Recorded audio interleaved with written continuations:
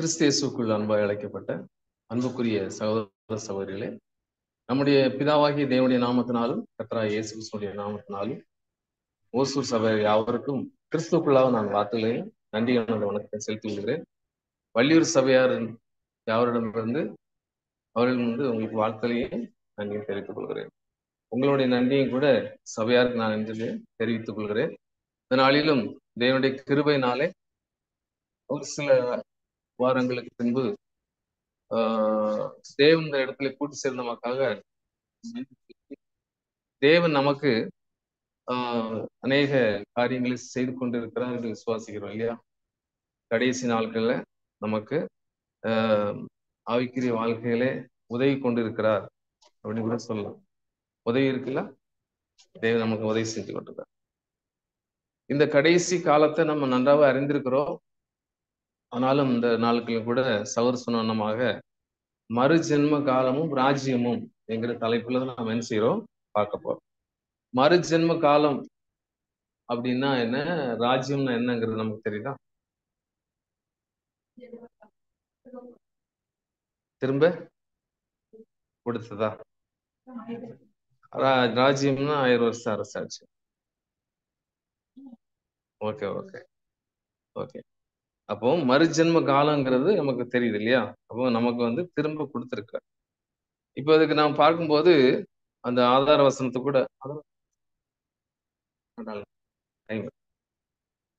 அதாவது ஆதார வசனம் கூட நமக்கு, அதாவது யோவான் 3ஆம் அதிகாரத்துல 1 நம்ம 21 வரை நம்ம என்ன செய்யலாம், அதுக்குரிய காரியங்கள் அதுல விளக்கப்பட்டிருக்கிறது.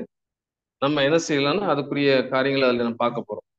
இப்போ தேவன் நம்முடைய ஒரே பேரான குமாரனை விசுவாசிக்கிற தேவனோ அவர் கெட்டு போகாமல் நித்திய ஜீவனை அடையும்படிக்கு அவரை தந்தருளி இவ்வளவாய் உலகத்திலே அன்பு கொடுத்தார். நமக்கு ரொம்ப தெரிந்த ஒரு சாத்தியமான ஒரு வசனம்.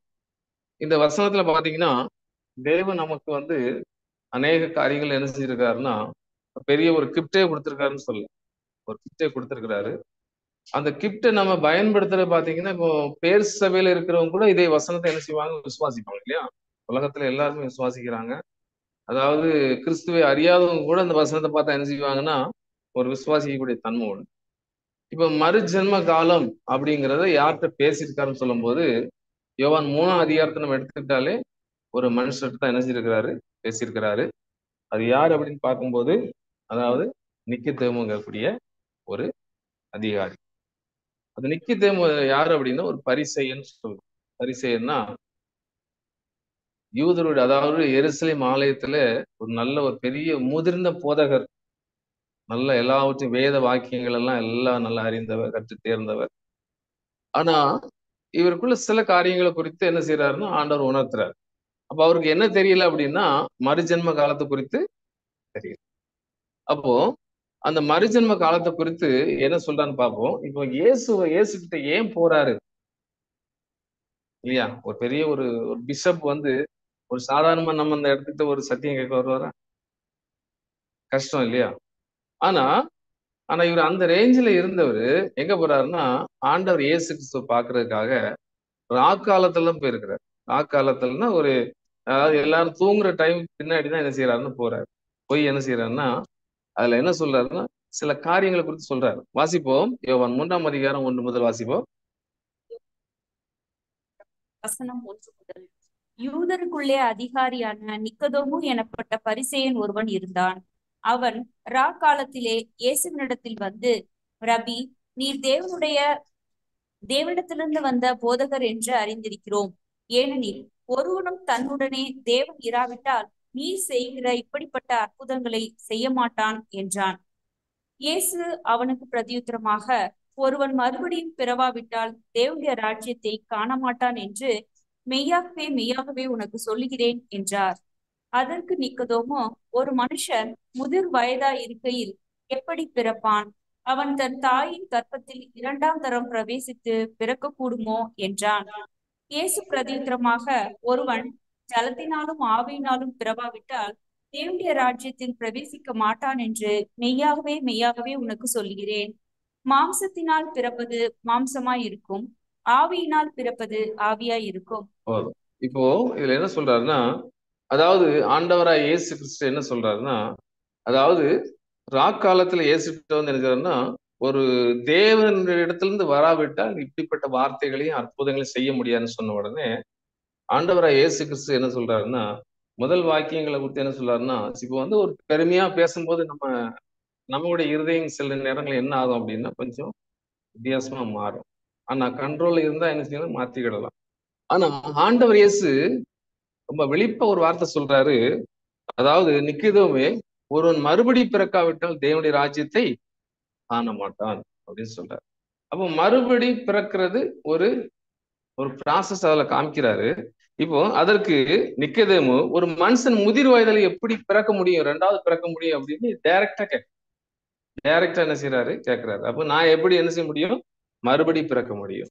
அப்போ இயேசுக்கு பிரயோஜனமாக ஒருவன் ஜலத்தினாலும் ஆவினாலும் பிறவாவிட்டால் தேவனுடைய ராஜ்யத்தில் பிரவேசிக்க மாட்டான் என்று மெய்யாகவே உனக்கு சொல்லுகிறேன் என்று மறுபடியும் சொல்றார். இப்போ இது நமக்கு ரொம்ப தெரிஞ்ச வசனம் தான். இத வந்து அறிவியல் என்ன சொல்றாரு பாருங்க, 3:4-5 அதற்கு இயேசு நான் உனக்கு உண்மையை கூறுகிறேன் அப்படி சொல்ற.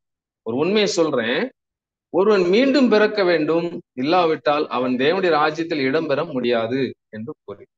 அதற்கு நிக்கதேமு, ஆனால் ஒரு மனிதன் ஏற்கனவே முதிர்வனாய் இருந்தால் அவன் எப்படி மீண்டும் பிறக்க முடியும்? ஒருவன் மீண்டும் தாயின் சரீரத்துக்குள் நுழைய முடியாது. ஆகையால் ஒருவன் இரண்டாம் முறையாக பிறக்க முடியாதே என்றார்.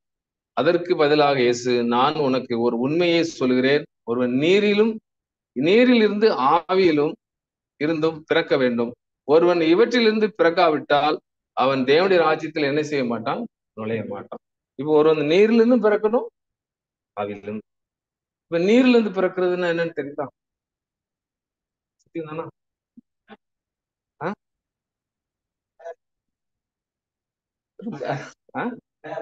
அடையாளமா? நீரில் பிறக்கிறது ஒரு அடையாளமா மாறுமா?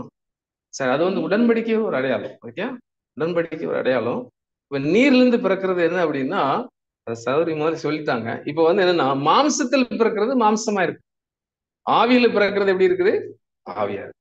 அப்போ ஒரு மனுஷன் என்ன செய்ய மாட்டான்னா, ஒரு மனிதன் சரீரமானது அவனுடைய பெற்றோரிடம் வந்து என்ன செய்யறது, சரீரம் எங்க இருந்து வருது, பெற்றோரிடந்தே கிடைக்கிறது. ஆனால் அம்மனிதனுடைய ஆவிக்குரிய வாழ்வோ, அதாவது தேவனிடத்திலிருந்து என்ன செய்யுது, பிறக்கிறது அப்படின்னு. அப்போ ஒரு ஆவிக்குரிய வாழ்வை தேவனிடத்தை பெற்றுக்கொள்றோம். இயற்கையாவே நம்ம என்ன செஞ்சிட்டோம்னா, மாம்சீகம் நம்ம ஒரு பெற்றோர்கள் என்ன செஞ்சுட்டாங்க, கொடுத்துட்டாங்க. அப்போ இப்ப இந்த இடத்துல பார்க்கும்போது அது நீர்ல இருந்து பிறந்த எடுத்துக்கலாமா? சரிதானா? அது நீருக்குள்ளதான் இருக்குது. 9 மாசம் எங்க இருக்குது, தண்ணீருக்குள்ளதான் இருக்குது. அதை எடுத்துக்கலாமா? சயின்ஸ் தானே எடுத்துக்கலாம், அப்படிதானே? அந்த நேச்சர்ல எடுக்க முடியாது. சரி, இப்போ இதை எடுத்துக்கலாமா? நீர்ல இருந்து பிறந்ததா எடுத்துக்கலாமா? எடுத்துக்கலாமா? அப்போ யோவான் கொடுத்த ஞானஸ்தானம் வந்து செல்லாம எதுக்கு 2வது ஞானஸ்தானம் கொடுத்தாங்க? அது சரியில்லைன்னு கொடுத்தாங்க இல்லையா? அவன் மனம் திரும்புதலுக்கு ஏற்ற ஞானஸ்தானம் தான் கொடுத்தாரு. ஆனா அவங்க கைகளை வச்சு எரிஞ்சாங்களாம், பரிசுத்த ஆய்வு கொடுத்த கைகளை வச்சுன்னு சொல்லப்பட்டிருக்கு. ஆனா என்ன அர்த்தம் அப்படின்னா, அவர்கள் கொடுத்தது சத்தியத்தான் கொடுத்தாங்க, பேசிக்க கொடுத்தாங்க. பேசிக்க மறுபடியும் கொடுத்து என்ன செஞ்சாங்கன்னா, மறுபடியும் என்ன செஞ்சாங்க, அதாவது ஞானஸ்தானம் எடுத்தாங்களோ இல்லையா, பேசிக் என்ன கொடுத்தாங்க. அப்போ ஆவிக்குரியது ஒன்று இருக்கு. இப்ப நீரில் பிறக்கிறதுன்னு சொல்லும் போது இது ஒரு அடையாளம் தான். சகோதரி சொன்ன மாதிரி இருந்து ஒரு அடையாளம் தான். ஆனா ஃபர்ஸ்ட் சொன்னது போல, சகோதரி சொன்னது போல, அது என்ன அப்படின்னா ஒரு நீர் தான். அதாவது நீர் எதை குறிக்கும் அப்படின்னா கண்டிப்பா வசனத்தை தான் நமக்கு குறிக்கும். இப்ப நாம் செய்த நீதியின் கிரியை நிமித்தம் அவர் நம்மை ரட்சியாமல் நமது இரக்கத்தின்படியே மறுஜென்ம முழுக்கினாலும் அப்படின்னு தீத்துக்கு எழுதுறாரு. போல் என்ன செய்யறாரு, தீத்துக்கு எழுதுறாரு. எப்படி? அதாவது நம்முடைய கிரியை நிமித்தம் நம்ம ரட்சிக்கப்படல, விடுதலை ஆகல. எப்படி நம்ம மாம்சத்திலிருந்து ஒரு ஆவிக்கு விடுதலை ஆகிறோம் அப்படின்னா, தமது இரக்கத்தின்படியே மறுஜென்ம முறக்கத்தினால். அப்போ ஒரு முழுக்கு இருக்கு, மறுஜென்ம முழுக்கு. அந்த முழுக்கினாலும் பரிசுத்த ஆவியினுடைய புதிதாகிறதுனாலும் நம்ம என்ன செய்யறாருன்னா ரட்சிக்கணும். அப்போ ரட்சிப்புங்கிறது, விடுதலைங்கிறது வந்து மாம்சத்துல இன்னைக்கு உலகத்துல என்ன செய்யறாங்க, ரட்சிக்கப்பட்டீங்களா ரட்சிக்கப்பட்டீங்களா தான் பேசிக்கே கேட்கறாங்க. ஆனா ரட்சிப்புன்னு எதுன்னா சத்தியத்துல இருந்தா என்ன வருது, சத்தியத்தை அறிவீர்கள் சத்தியம் உங்களை, அதான் விடுதலை. இல்லைன்னா விடுதலை இல்லை. இப்போ தேவனுடைய சரியான வகையில் இருக்கும் பொருட்டு நாம் செய்த எல்லா எந்த நல்ல செயல்களாலும் ரட்சிக்கப்படவில்லை. அவருடைய கிருபையினால் நாம் ரட்சிக்கப்பட்டோம். நம்மை புதிய மனிதர்களாக்கும் சுத்திகரிப்பின் மூலம் பரிசுத்த ஆவியின் புதுப்பிக்கும் வல்லமை மூலம் நம்ம என்ன செய்யறாருன்னா அவர் நம்மை ரட்சித்தார். இப்ப இது சகோதரர் என்ன சொல்றாரு வாசிப்போம். அதாவது இந்த தண்ணீர் நம்ம சொல்றோம் இல்லையா, இந்த தண்ணீருக்கு என்ன அடையாளம் சொல்றாரு பாருங்க, வாசிப்போம். ரீபிரின்ஸ் 4124 paragraph 3. அதாவது நமது கர்த்தர் குறிப்பிட்டுள்ள தண்ணீருக்கு இன்னும் ஆழமான அர்த்தம் உள்ளது என்று புரிந்திருக்கின்றோம். அடையாளமான தண்ணீர் சத்தியத்தை அடையாளப்படுத்துவதாகவும், பரிசுத்த ஆவியினாலே நம்முடைய ஜெனிப்பித்தல் என்பது அப்போஸ்தலர் கூறுகிறபடி சத்திய வசனத்தினாலே ஜெனிப்பிக்கப்படுதலை அடையாளப்படுத்துவதாகவும் நாம் காண்கிறோம். அப்போஸ்தலனாகிய பவுலும் இதே கருத்தை தெரிவித்துள்ளார். அவர் அறிக்கையிடும் போது, தமது இரக்கத்தின்படியே மறு ஜென்ம முழுக்கினாலும் பரிசுத்த ஆவியினுடைய புதிதாக்குதலினாலும் நம்மை ரட்சித்தார் என்றார். இக்காரியங்கள் அனைத்தையும் ஒன்று சேர்க்கும் போது நாம் பெரும் கருத்து என்னவெனில், நம்முடைய மறுஜென்மம் அல்லது பரிசுத்த ஆவியினாலே மறுபடியும் ஜெனிப்பிக்கப்படுதல் மற்றும் பரிசுத்த ஆவியினாலே புதிதாக்கப்படுதல் ஆகிய இரண்டும் தெய்வீக செய்தியாகிய சத்தியத்தின் செயல்பாட்டினால் விளையும் சுத்திகரிப்பினால் வருகின்றது. இப்ப இதுல என்ன சொல்றாரு அப்படின்னா, தண்ணீர் ஏதாவது வேத வசனத்தை குறிக்குது. தேவனுடைய ஆவிங்கிறது ஜனிப்பித்தல், அதாவது உருவாக்கக்கூடிய குறிக்கிறது. மறுஜென்ம முழுக்கு அப்படின்னா சத்தியத்தினால் நம்ம கிடைக்கக்கூடிய சுத்திகரிப்பு. மறுஜென்ம முழுக்கு அப்படிங்கும் போது சத்தியத்தினால் கிடைக்கக்கூடிய முழு சுத்திகரிப்பு. இது நாளுக்கு நாள் நம்ம என்ன செய்யும் அப்படின்னா மறுஜென்மத்துக்குள்ள என்ன செய்து பண்றோம். ஒரு நாள் ப்ராசஸ் ஆகுது, ஒரே நாள்ல நம்ம மாற முடியுமா? முடியாது. இப்போ மறுபடி பிறக்கிறதுங்கிறது ஒரே நாளா? அதுவும் ஒரு நாள் இல்லை. மறுபடியும் பிறக்கிறது அப்படின்னா இப்ப மறுபடி பிறந்துட்டாங்க அப்படிங்கிறது இப்ப பேர் சபையில என்ன சொல்லுவாங்க, நாங்கள மறுபடி பிறந்தவங்க, நாங்க பரிசுத்த ஆவியை எங்களுக்குள்ளே வச்சிருக்கிறோம் அப்படி எல்லாம் சொல்றாங்க. இதெல்லாம் நிறைய என்னன்னா நமக்கு அதுல குழப்பத்தை உண்டாயிருக்கு. இப்போ யாக்கோபுல ஒரு வருஷம் சொல்றாரு, அவர் சித்தம் கொண்டு தம்முடைய சிருஷ்டிகளில் நாம் முதல் பலன் ஆவதற்கு ஃபர்ஸ்ட் ஃப்ரூட் அவர் எடுக்கிறதுக்காக நம்மை சத்திய வசனத்தினாலே ஜெனிப்பித்தார் அப்படின்னு சொல்லி. அப்போ அதாவது முதல் ஒரு பலன்களை எடுக்கிறதுக்காக நம்மை சத்திய வசனத்தினால என்ன செய்தாருன்னா ஜெனிப்பித்தார். அப்போ அவர் வசனத்தை கொண்டுதான் என்ன செய்யறதுன்னா ஜெனிப்பிக்கிறார். அப்போ இதனால என்னதுன்னா யோவான் என்ன சொல்றாருன்னா, அவர்கள் ரத்தத்தினாலாவது மாம்ச சித்தத்தினாலாவது பிறக்கல. எதுல பிறக்கல? மறுபடியும் அதாவது என்ன சொல்றாருன்னா பழைய இது கொண்டு போல, இது கொண்டு மாம்சத்துல ரத்தத்துல பிறக்கிறது யாரு? பழைய மாம்சம் ஏற்கனவே பிறந்தது. ஆனா அதுல பிறக்கல. இந்த ஆவியில பிறந்தவங்க மனுஷனுடைய சித்தத்தினால் பிறவாமல் தேவனாலே பிறந்த. அப்ப அந்த ப்ராசஸ் முடிஞ்சு போச்சு. அப்போ நாம என்ன செய்யறோம் அப்படின்னா ஆவிக்குரிய சிந்தை இருக்கும். நம்முடைய வளர்ச்சி என்ன செய்யும்? கூடும். நமக்குள்ள என்ன செய்யும்? ஒரு வளர்ச்சி கூடிக்கொண்டே இருக்கும். அன்புக்குரிய சகோதர சகோதரிகளே, இப்போ அவரில் நிலைத்திருக்கிற எவனும் பாவம் செய்யறதில்லைன்னு சொல்லும். இப்ப பாவம் செய்யறது இப்போ நம்ம இருக்கிறோம். எதுக்குள்ள? ஆவிக்குரிய ஜீவியத்துல இருக்கிறோம், சத்தியத்துக்குள்ள இருக்கிறோம். பாவம் செய்யறோமா? கஷ்டமா இருக்க சொல்ல. செய்யறோம். இந்த பாவம் செய்யலன்னு சொல்லிட்டாலே முடிஞ்சது. நம்ம சவாய்ப்பு அடைஞ்சவர் தான் அடையிறோம்னு அர்த்தம். அப்ப சபை வாய்ப்பு அடையிறதுக்காக என்ன செய்யறோம் அப்படின்னா முயற்சி பண்றோம். இதுல ரெண்டு போராட்டம் இருக்குது. ஏற்கனவே கலாத்தியர்ல வாசிக்கிறோம், மாம்சமும் நமக்குள்ள போராடுது, ஆவியும் போராடு. அப்ப ஆவி கேட்டபடி நம்ம என்ன செய்யறோம்? நம்ம நடக்கும்போது நிச்சயமா என்ன செய்யறோம்? ஒரு விடுதலைக்குள்ள. அதான் யோவான் என்ன சொல்றாருன்னா, அதாவது 3ஆம் அதிகாரம் 6:30 அவரில் நிலைத்திருக்கிற எவனும் பாவம் செய்கிறவில்லை. அவர் நிலைத்திருக்கிற எவனும் அவருக்குள் நிலைத்து பாவம் செய்யறதில்லை. பாவம் செய்கிற எவனும் அவரை காணவும். அப்போனா பாவம் அதாவது மறுபடியும் திரும்ப ஒரு பாவங்களை அடிக்கடி திரும்ப செய்யும் போது யாரை காண முடியாது? தேவனை காண முடியும். எப்படி? நம்ம தேவனை பார்க்க இல்லையே. சத்தியம், அதாவது சத்தியம் நமக்குள்ள என்ன? அதான் கீழே போட்டிருக்க. தேவனால் பிறந்த எவனும் பாவம் செய்யான், ஏனெனில் அவருடைய வித்து அவர்கள் தரித்திருக்கிறது. அப்போ தேவனால் பிறந்த ஒவ்வொருவரும் பாவம் செய்ய முடியாது. ஏன் அப்படின்னா பாவத்துல நிலைத்திருக்க முடியாது. எதுல நிலைத்திருக்க முடியாது? இப்போ ஒரு ஆட்டுக்குட்டி இருக்குது, ஒரு பன்றி போகுது. இப்போ ஒரு பாலத்துல போய்கிட்டே இருக்குங்க, கீழே சாக்கடை இருக்கு, இந்த கீழே போகுதுல்ல, அந்த பாலம்னு வச்சுக்கோங்க. அப்படி கீழே விழுந்துச்சு ரெண்டும். பாலம் இடிஞ்சு கீழே விழுந்துச்சு. பன்றி என்ன செய்யும்? அதுக்குள்ளே வாசம் செய்யும் இல்லையா? ஆட்டுக்குட்டி என்ன செய்யும்? உடனே எரிச்சு உதறும் இல்லையா? அப்போ அப்ப நம்ம என்ன செய்யறோம் அப்படின்னா, ஆவிக்குரிய ஜனங்கள் ஆவிக்குரிய வாழ்க்கையை நம்ம கொண்டு போகும்போது அதை நிலைத்திருக்க முடியாத அசிங்கம்னு சொல்லி என்ன செஞ்சிருந்தோம்? மறுபடியும் ஒரு சேஞ்ச் பண்றோம். அதான் தேவனால் பிறந்த எவரும் பாவம் செய்யும். அப்போ ஒரு புது பிறப்பு நமக்கு இருக்குது. இது செய்யறது தவறு. அப்ப இது செய்யறது நமக்குள்ள வைக்க கூடாதுங்கிறத அழிக்க நினைக்கிறோம். அதுக்குள்ள என்ன செய்யறோம்? அழிக்க நினைக்கிறோம். ஏன் எதுக்காக அழிக்க நினைக்கிறோம்னா, அது தேவனுடைய வித்து அவருக்குள்ள இருக்கிறது. தேவனுடைய வித்து அவருக்குள்ள இருக்கிறதுனால அதை தரித்து இருக்கிறது. அவன் தேவனால் பிறந்தபடியால் பாவம் செய்ய மாட்டான். அப்போ இதனால நம்ம பாக்குறது என்னன்னா, எபிரேயர் 9ஆம் அதிகாரம் 27, 28 வாசிப்போம். எபிரேயர் 9ஆம் அதிகாரம் வசனம் 27 முதல், அன்றியும் ஒரே தரம் மரிப்பதும் பின்பு நியாய தீர்ப்பு அடைவதும் மனுஷருக்கு நியமிக்கப்பட்டிருக்கிறபடியே கிறிஸ்துவும் அநேகருடைய பாவங்களை சுமந்து தீர்க்கும்படி ஒரே தரம் பலியிடப்பட்டு தமக்காக காத்து கொண்டிருக்கிறவர்களுக்கு இரட்சிப்பை அருளும்படி 2ஆம் தரமும் பாவம் இல்லாமல் தரிசனமாவார். இப்போ என்ன சொல்ல பாருங்க, கிறிஸ்து அநேகருக்குள்ள பாவங்களை சுமந்து தீர்க்கும்படி ஒரே தினம் பலியிட்டு நமக்காக காத்து கொண்டிருக்கிறவர்களுக்கு ரட்சிப்பா இருந்தார். ரட்சிப்புங்கிறது ஒரு முடிவு ப்ராசஸ்ல இருக்குது. அப்போ ஏற்கனவே அவர் என்ன செஞ்சுட்டாருன்னா முடித்து காத்துட்டு இருக்காரு. யாருக்கு? ஃபர்ஸ்ட் ஃப்ரூட் வருது இல்ல? அப்போ முதலாவது யார் வாராங்கிறத என்ன செய்யறாரு? காத்து கொண்டு இருக்கிறாரு. அதான் சொல்லப்பட்டது, ஒரே தினம் பலியிட்டு தமக்காக காத்து கொண்டு இருக்கிறவர்களுக்கு ரட்சிப்பை அருளும்படி. அப்போ அவருக்காக காத்து கொண்டு இருக்கிறோம், அவர் நமக்காக காத்து கொண்டு. புரியுதா?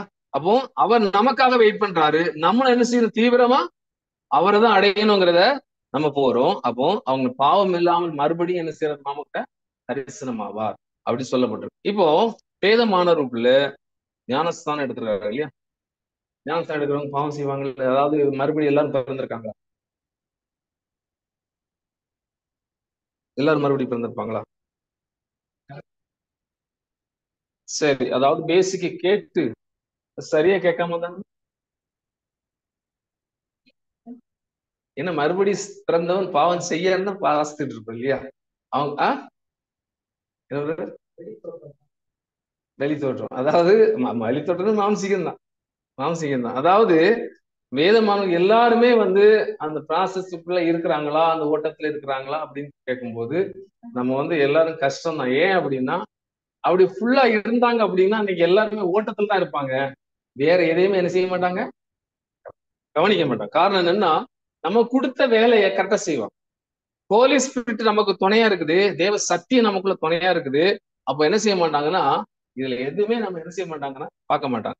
இப்போ இதுல என்ன செய்யறாங்கன்னா, இங்கேயும் ஒரு குறிப்பு என்ன செய்யறதுன்னா 2 விஷயமா போகுது. இப்ப இந்த வருஷம் என்ன செய்யலாம்னா 1000 வருஷ அரசாட்சி எடுத்துக்கலாமா, கிங்டம் எடுத்துக்கலாமா, இல்ல நம்ம வேதமானவர்கள் எடுக்கலாம்? பொதுவானது. பொதுவானதுன்னா கிங்டம்ல, அதாவது ஒட்டுமொத்த ஆள் அப்படித்தான். அப்போ இங்க என்ன சொல்லப்பட்டிருக்குன்னா, ஞானவான்கள் ஆகாய மண்டலத்திலே ஒளியை போலவும் அநேகருக்கு நீதிக்கு உட்படுத்துவார் இல்லையா? இப்போ நட்சத்திரங்களை போலவும் என்னென்றைக்கும் உள்ள சதா காலங்களையும் பிரவேசிப்பார்கள். யார் இது? ஃபர்ஸ்ட் ஃப்ரூட் இல்லையா? 1,44,000 வரை கீழே சொல்லுது. மேல என்ன சொல்லு பாருங்க, பூமியின் தூளிலே நித்திரை பண்ணவர்களாகிய அநேகர். அப்போ கம்ப்ளீட்டா என்ன செய்யறாரு? எல்லாத்தையும் எழுப்புறாரு. சிலர் நித்திய ஜீவனுக்கும் சிலர் நித்திய நிந்தைக்கும் இகழ்ச்சிக்கும் விழித்து எழுந்திருப்பார்கள்.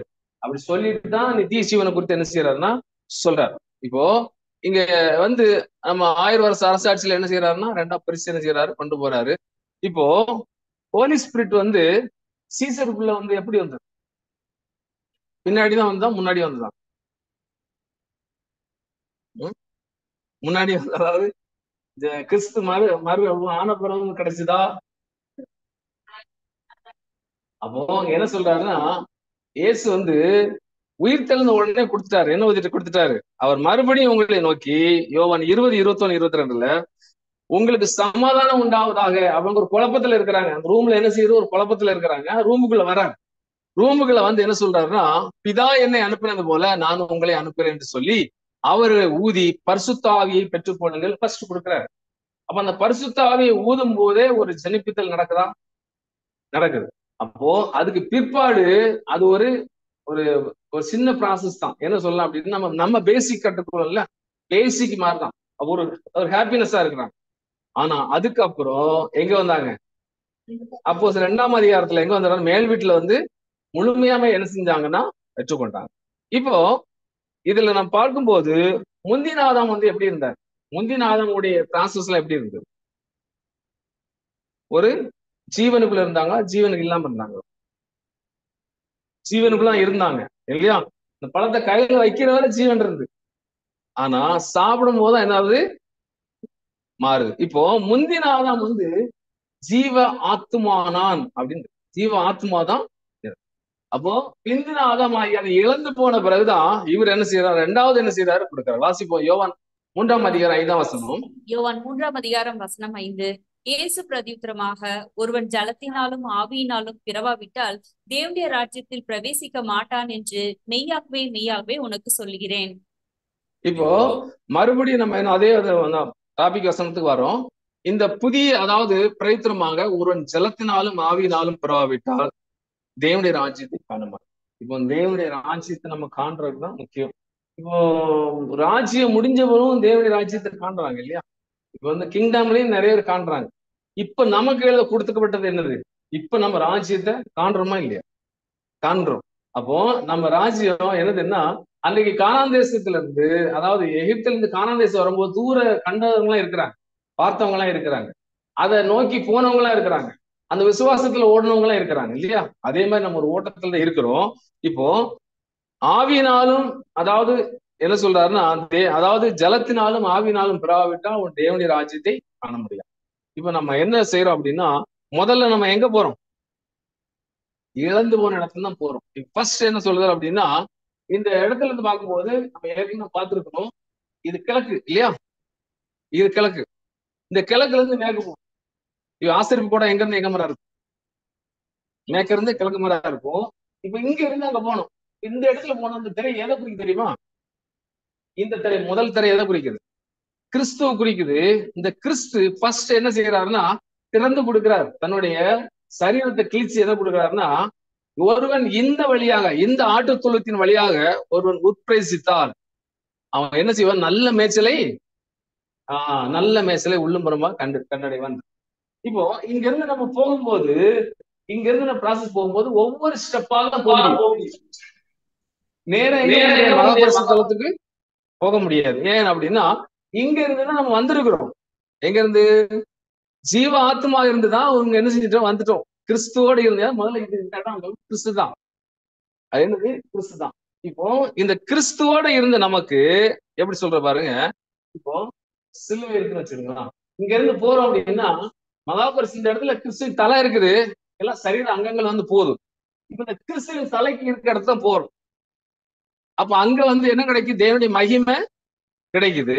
இப்ப கிறிஸ்து கிட்ட போனோம் அப்படின்னா நம்ம என்ன செய்யணும் அப்படின்னா, நம்ம அதுக்குரிய ப்ராசஸ் இன்னைக்கு பார்க்கணும். எப்படி நாம போகணும், எப்படி நம்ம ஒவ்வொரு கட்டமா போறோம். இப்ப இதுல எதுல இருக்குது? முதல்ல என்ன இருக்கு? பலிபீடம் இருக்குது, தண்ணீர் தொட்டி இருக்குது. அதுக்கப்புறம் அதாவது பிரகாரம், அதாவது பரிசுத்தலத்துல போத்தீங்கன்னா ரைட் சைட்ல அப்ப இருக்குது, இடப்பக்கம் என்ன இருக்குது? குத்து விளக்கு இருக்குது. குத்து விளக்கு தாண்டி இந்த திரையிட்ட போகும்போது என்ன இருக்குன்னா தூப பீடம் இருக்குது. இந்த தூப பீடத்துல தாண்டிதான் என்ன செய்யறோம்? மகா பரிசுத்தலத்துக்கு போறோம். ஒரு வசனத்தை வாசிப்போம். யோவான் 3ஆம் அதிகாரம் 3ஆம் வசனம். யோவான் 3ஆம் அதிகாரம் வசனம் 3. இயேசு அவனுக்கு பிரதியுத்தரமாக, ஒருவன் மறுபடியும் பிறவாவிட்டால் தேவனுடைய ராஜ்யத்தை காண மாட்டான் என்று மெய்யாகவே மெய்யாகவே உனக்கு சொல்லுகிறேன் என்றார். இந்த வசனத்தை ஒரு இன்னொருத்த காப்பி அடிச்சு எழுதியிருக்காரு தெரியுமா? இதே வசனத்தை பார்க்கலாமா? வாசிப்போம். பிறவி பெருங்கடல் நீந்துவார் நீந்தார், இறைவன் அடி சேராதார். இப்போ இவருடைய விளக்கங்கள் வந்து இது ரொம்ப கரெக்ட் சொல்ல முடியாது. இதுல இன்னொருத்தரும் போட்டிருக்கிறாரு, அவரும் தவறாதான் போட்ட மாதிரி தெரியுது. இறைவனுடைய திருவடிகளை பொருத்தி நினைக்கின்றவர்கள், அதாவது நினைக்கின்றவர்கள் பிறவி, அதாவது பிறவியாகி பெருங்கடலை கடக்க முடியும், மற்றொரு கடக்க முடியாது. கொஞ்சம் ஓரளவு ஷூட் ஆகும். இப்ப என்ன? பிறவி பெருங்கடல், பிறவி பெருங்கடல்.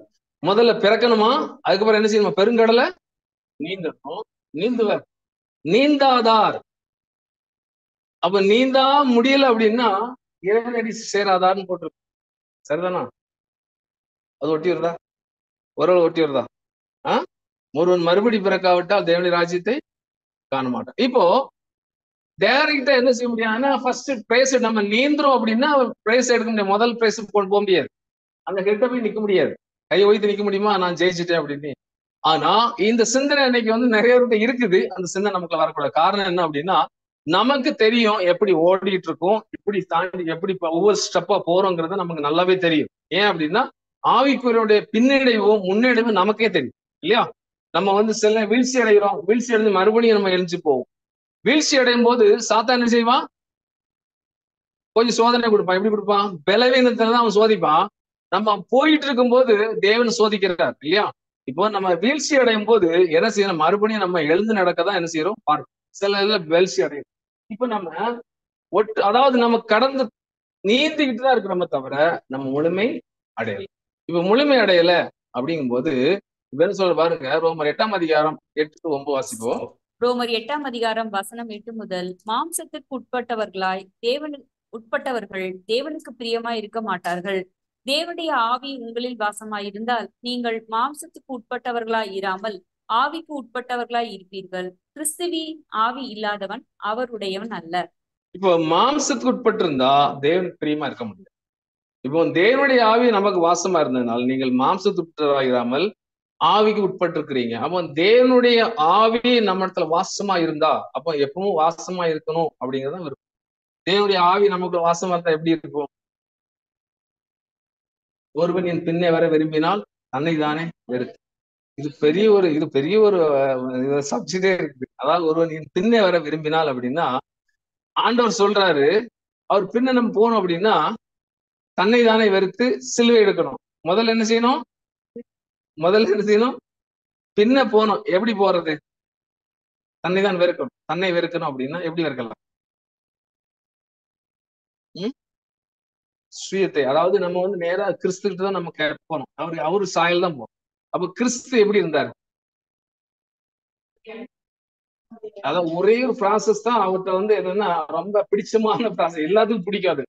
எப்போ அப்படி தெரியுமா? அவரு அற்புதம் செஞ்சுட்டு இருக்கும் போதல்ல, அவரு கெத்செமனே தோட்டத்துல அழும்போது இல்ல, அவர் எல்லாத்தையும் அடி வாங்கிட்டு எங்க நிக்கிறாரு தெரியுமா?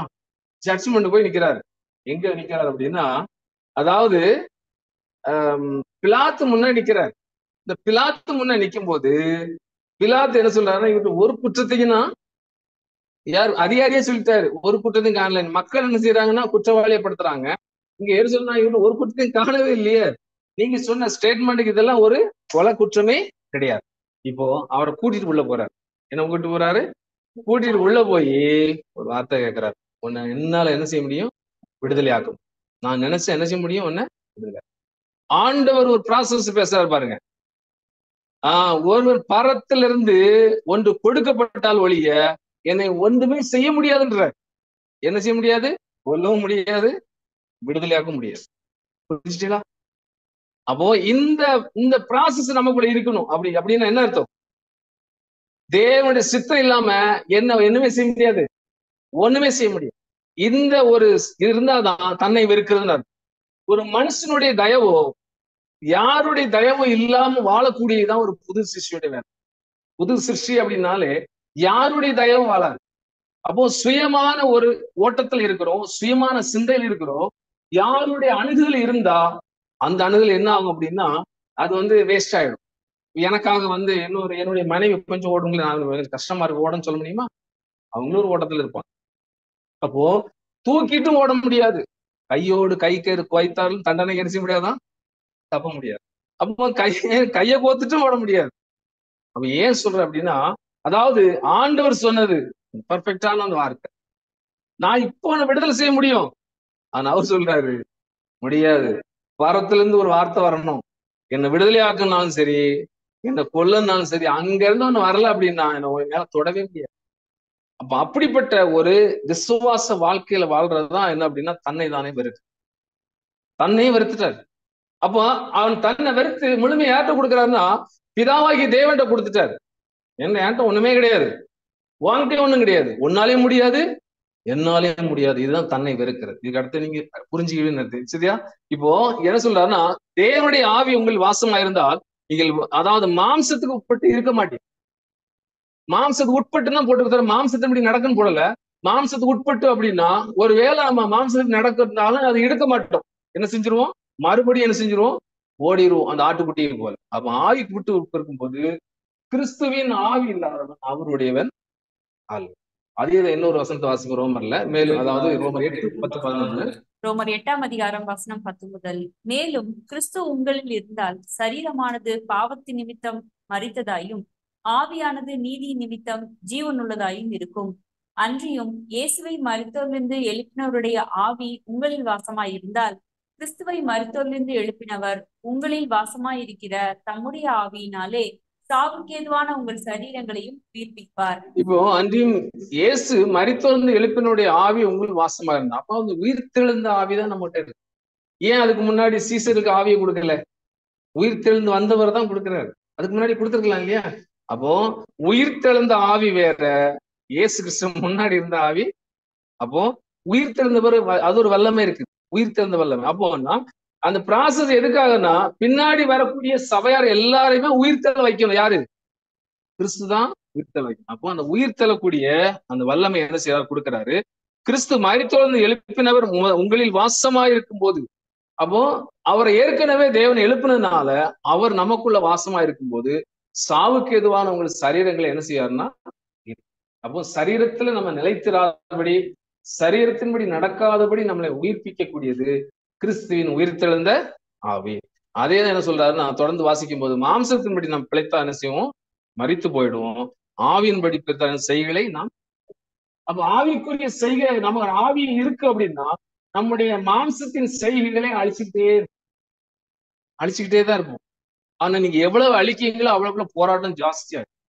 எப்படியாவும் போராட்டம் ஜாஸ்தி. நீங்க எவ்வளவுக்குள்ள அழிக்கிறீங்களோ அவ்வளவுக்குள்ள போராட்டம் ஜாஸ்தியாகும். மேலும் எவர்கள் தேவனுடைய ஆவினாலே நடத்தப்படுகிறார்களோ அவர்கள் தேவனுடைய புத்திரராக இருக்கிறார்.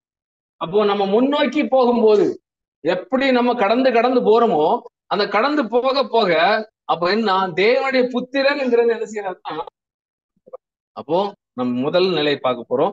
முதல் நிலை அப்படின்னு சொல்லும் போது ஃபர்ஸ்ட் நம்ம உள்ள போறோம் இல்லையா, என்ட்ரன்ஸ், அதாவது ஆசரிப்பு கூடாரத்துல என்ட்ரன்ஸ். இந்த என்ட்ரன்ஸ்ல உள்ள போறோம் அப்படின்னா வெளியே நின்று தவிக்க தான் செய்யும். என்ன தவிப்பு? இந்த சத்தியத்துக்கு முன்னாடி வரும்போது என்ன இருக்கும்? பயங்கரமான ஒரு தவிப்பு இருந்திருக்கும். என்ன இந்த உலகத்துல என்ன நடக்குது? பைபிள் ஒண்ணு சொல்லுது, அவங்க ஒண்ணு சொல்றாங்க, இவங்க ஒண்ணு நடக்குறாங்க, இது என்ன நடக்குது? குழப்பத்துல இருந்திருப்போம். ஆனா அந்த தவிப்புல இருந்து ஃபர்ஸ்ட் முதல் நிலையில இருந்து நம்ம எங்க வரோம் அப்படின்னா ஃபர்ஸ்ட் உள்ள வந்துருந்தோம். எங்க வந்துருந்தோம்? ஒரு புது சிருஷ்டியா உள்ளோம். அப்போ அந்த சத்தியத்தை கேட்டு அப்படின்னு சொன்னா முதல், அதாவது அந்த ஆசரிப்பு கூட முதல் திரை, அதாவது கிறிஸ்து உள்ளோடி போகும்போது நம்ம மேய்ச்சல் அப்பதான் கண்டடை போறோம். உள்ள போகும்போது ஒரு புது சிருஷ்டிகளை கொடுக்கிறார். அதான் என்ன சொல்றாருன்னா, வாசிப்பது யோபு 5:7. யோபு 5 வசனம் 7. அக்கினி பொறிகள் மேலே பறக்கிறது போல மனுஷன் வருத்தம் அனுபவிக்க பிறந்திருக்கிறான். இப்போ மனுஷன் என்ன செய்யறான்னா, அதாவது வருத்தம் அனுபவிக்கிறதுக்கே பிறந்திருக்கிறான். இதை புரிஞ்சுக்கணும். ஃபர்ஸ்ட் நாம் புரிஞ்சுக்கிறது என்ன தெரியுமா? வருத்தம் அனுபவிக்கிறதுக்கு தான் நம்ம பிறந்திருக்கிறோம், உல்லாசமா வாழ்றதுக்கு இல்ல. எந்த மனுஷன், நாம மட்டும் இல்ல, வெளியிருக்கவங்களும் அவங்க அப்படிதான். நமக்கு வந்திருக்குங்கனால ஒண்ணும் கிடையாது. அதான் சொல்லாரு, அவங்களுக்குள்ள சோதனை எல்லாம் நமக்கு வித்தியாசமான சோதனை யாரும் கொடுக்க போறது இல்லை. அப்போ சோதனை அதே அவங்களுக்கு வர சோதனை தான் நமக்கு கொடுக்குறாரு. நமக்கு ஒண்ணு வித்தியாசமா தாருன்னு நினைச்சிடக்கூடாது. அப்போ அக்கினி பொறிகள் மேலே பறக்கிறது போல அப்படின்னு சொல்லும் போது அக்கினி பறக்குது. அப்போ மனுஷன் வருத்தம் அனுபவிக்காக என்ன செய்யறான்? பிறந்திருக்கிறான். அதனால சொல்றான், இதோ நான் துர்க்குணத்துல என்ன செஞ்சேன்? நான் உருவானதே துர்க்குணத்துல தான் உருவாயிருக்கு. அதாவது பிறந்த இடத்துல இருந்து துர்க்குணத்துல உருவாயிருக்கிறேன். என் தாய் என்னை பாவத்திலே கற்பம் தரி. நான் கற்பம் தரிக்கும் போது உருவாகும் போதே எப்படி இருக்கிறேன்? பாவத்துலதான் இருக்கிறேன். அந்த பாவத்துல தான் இருக்கிறேன். அதுக்கப்புறம் கொஞ்சம் கொஞ்சமாக உபதேசத்தின் மூலமாக என்ன கிடைக்குது? எனக்கு என்ன கிடைக்குது? கொஞ்சம் கொஞ்சமாக ஜீவன், அதாவது ஆவிக்குரிய ஜீவன் கிடைக்கும். ஃபர்ஸ்ட் நம்ம எங்க போறோம் அப்படின்னா இங்கதான் போறோம். எங்க போறோம்? பலிபடுத்தி தான் போறோம். முதல்ல பலியாகணும். அப்ப இந்த பலின்னு சொல்லும் போது நம்ம ஏற்கனவே ரோமர்ல தெரியும் இல்லையா, பலியாக போறோம்னா எபேசியர் 2:1 வாசிப்போம். எபேசியர் 2 வசனம் 1. அக்கிரமங்களினாலும் பாவங்களினாலும் மரித்தவர்களாய் இருந்த உங்களை உயிர்ப்பித்தார். இப்போ அக்கிரமத்துக்கும் பாவத்துக்கும் நம்ம மரிக்கும் போது உயிர்ப்பிப்பு இருக்கு. என்ன இருக்குது? உயிர்ப்பிப்பு இருக்குது. அப்போ அக்கிரமங்களினாலும் பாவங்களினாலும் மரித்தவர்களா இருந்த உங்களை உயிர்ப்பிக்கிறார். அப்போ ஒரு உயிர்ப்பித்தல் இருக்கிறது. அப்போ உயிர்ப்பித்தல் இருக்கும்போது இப்போ நமக்கு பாவம் உண்டா இல்லையா? இருக்கு இல்லையா? மறுபடியும் பாவம் இருக்குதுன்னு சொல்றோம். இப்போ பாவம் இருக்குது. இப்போ நமக்கு பாவம் இல்லை என்று சொல்லுவோமானால், யோவான் 1:8-10 சொல்லப்பட்டிருக்கிறது. நமக்கு பாவம் இல்லை என்று சொல்லுவோமானால் வஞ்சிக்கிறவா இருப்போம். யார? தேவனையே நாம் வஞ்சிக்கிறவா இருப்போம். நம்மை நாமே வஞ்சிக்கிறோம். அப்போ சத்தியம் நமக்குள்ள இராது. யாரு இருக்க மாட்டான்? தேவன் நமக்குள்ள, தேவனுடைய ஆவி நமக்குள்ள இராது. கிறிஸ்துவ நமக்கு என்ன செய்ய மாட்டாரு? உதவி செய்ய முடியாது. நம்முடைய பாவங்களை நாம் அறிக்கையிட்டால், பாவங்களை நமக்கு மன்னித்து எல்லா அநியாயத்தை நீக்கி நம்மை சுத்திகரிப்பதற்கு அவர் உண்மையும் நீதி உள்ளவரா இருக்கிறார். அப்போ நம்ம கிட்ட என்னென்ன குறை இருக்கிறத அப்பப்போ சொல்றதுதான் பெரிய காசு. நான் என்ன செய்யறேங்கிறத சொல்லிடுறது. தேவத்தை உடனே தெளிவுபடும். இது ரொம்ப பிடித்தமானது. தேவனுக்கு அதான் உள்ளதை உள்ளதென்றும் இல்லாத இல்லதென்றும் சொல்லுங்கள். அப்போ நாம் பாவம் செல்ல என்று சொல்லுவோமானால் அவரை பொய்யராக்கி விடுவோம். யார? தேவனை பொய்யராக்கிடுவோம். அப்போ அவர் பாப்பாரு, ஒரு ஒரு மனுஷன் வரான். யாரு? லூக்கா 18 நினைக்கிறேன். அதாவது நான் சிறு வயசுல இருந்து என்னுடைய வாலிப வயசு வரை பிரமாணத்தை நான் கற்றுக்கொண்டே இருக்கிறேன் அப்படின்னு. அதை நிறைவேற்றிட்டேன் அப்படி.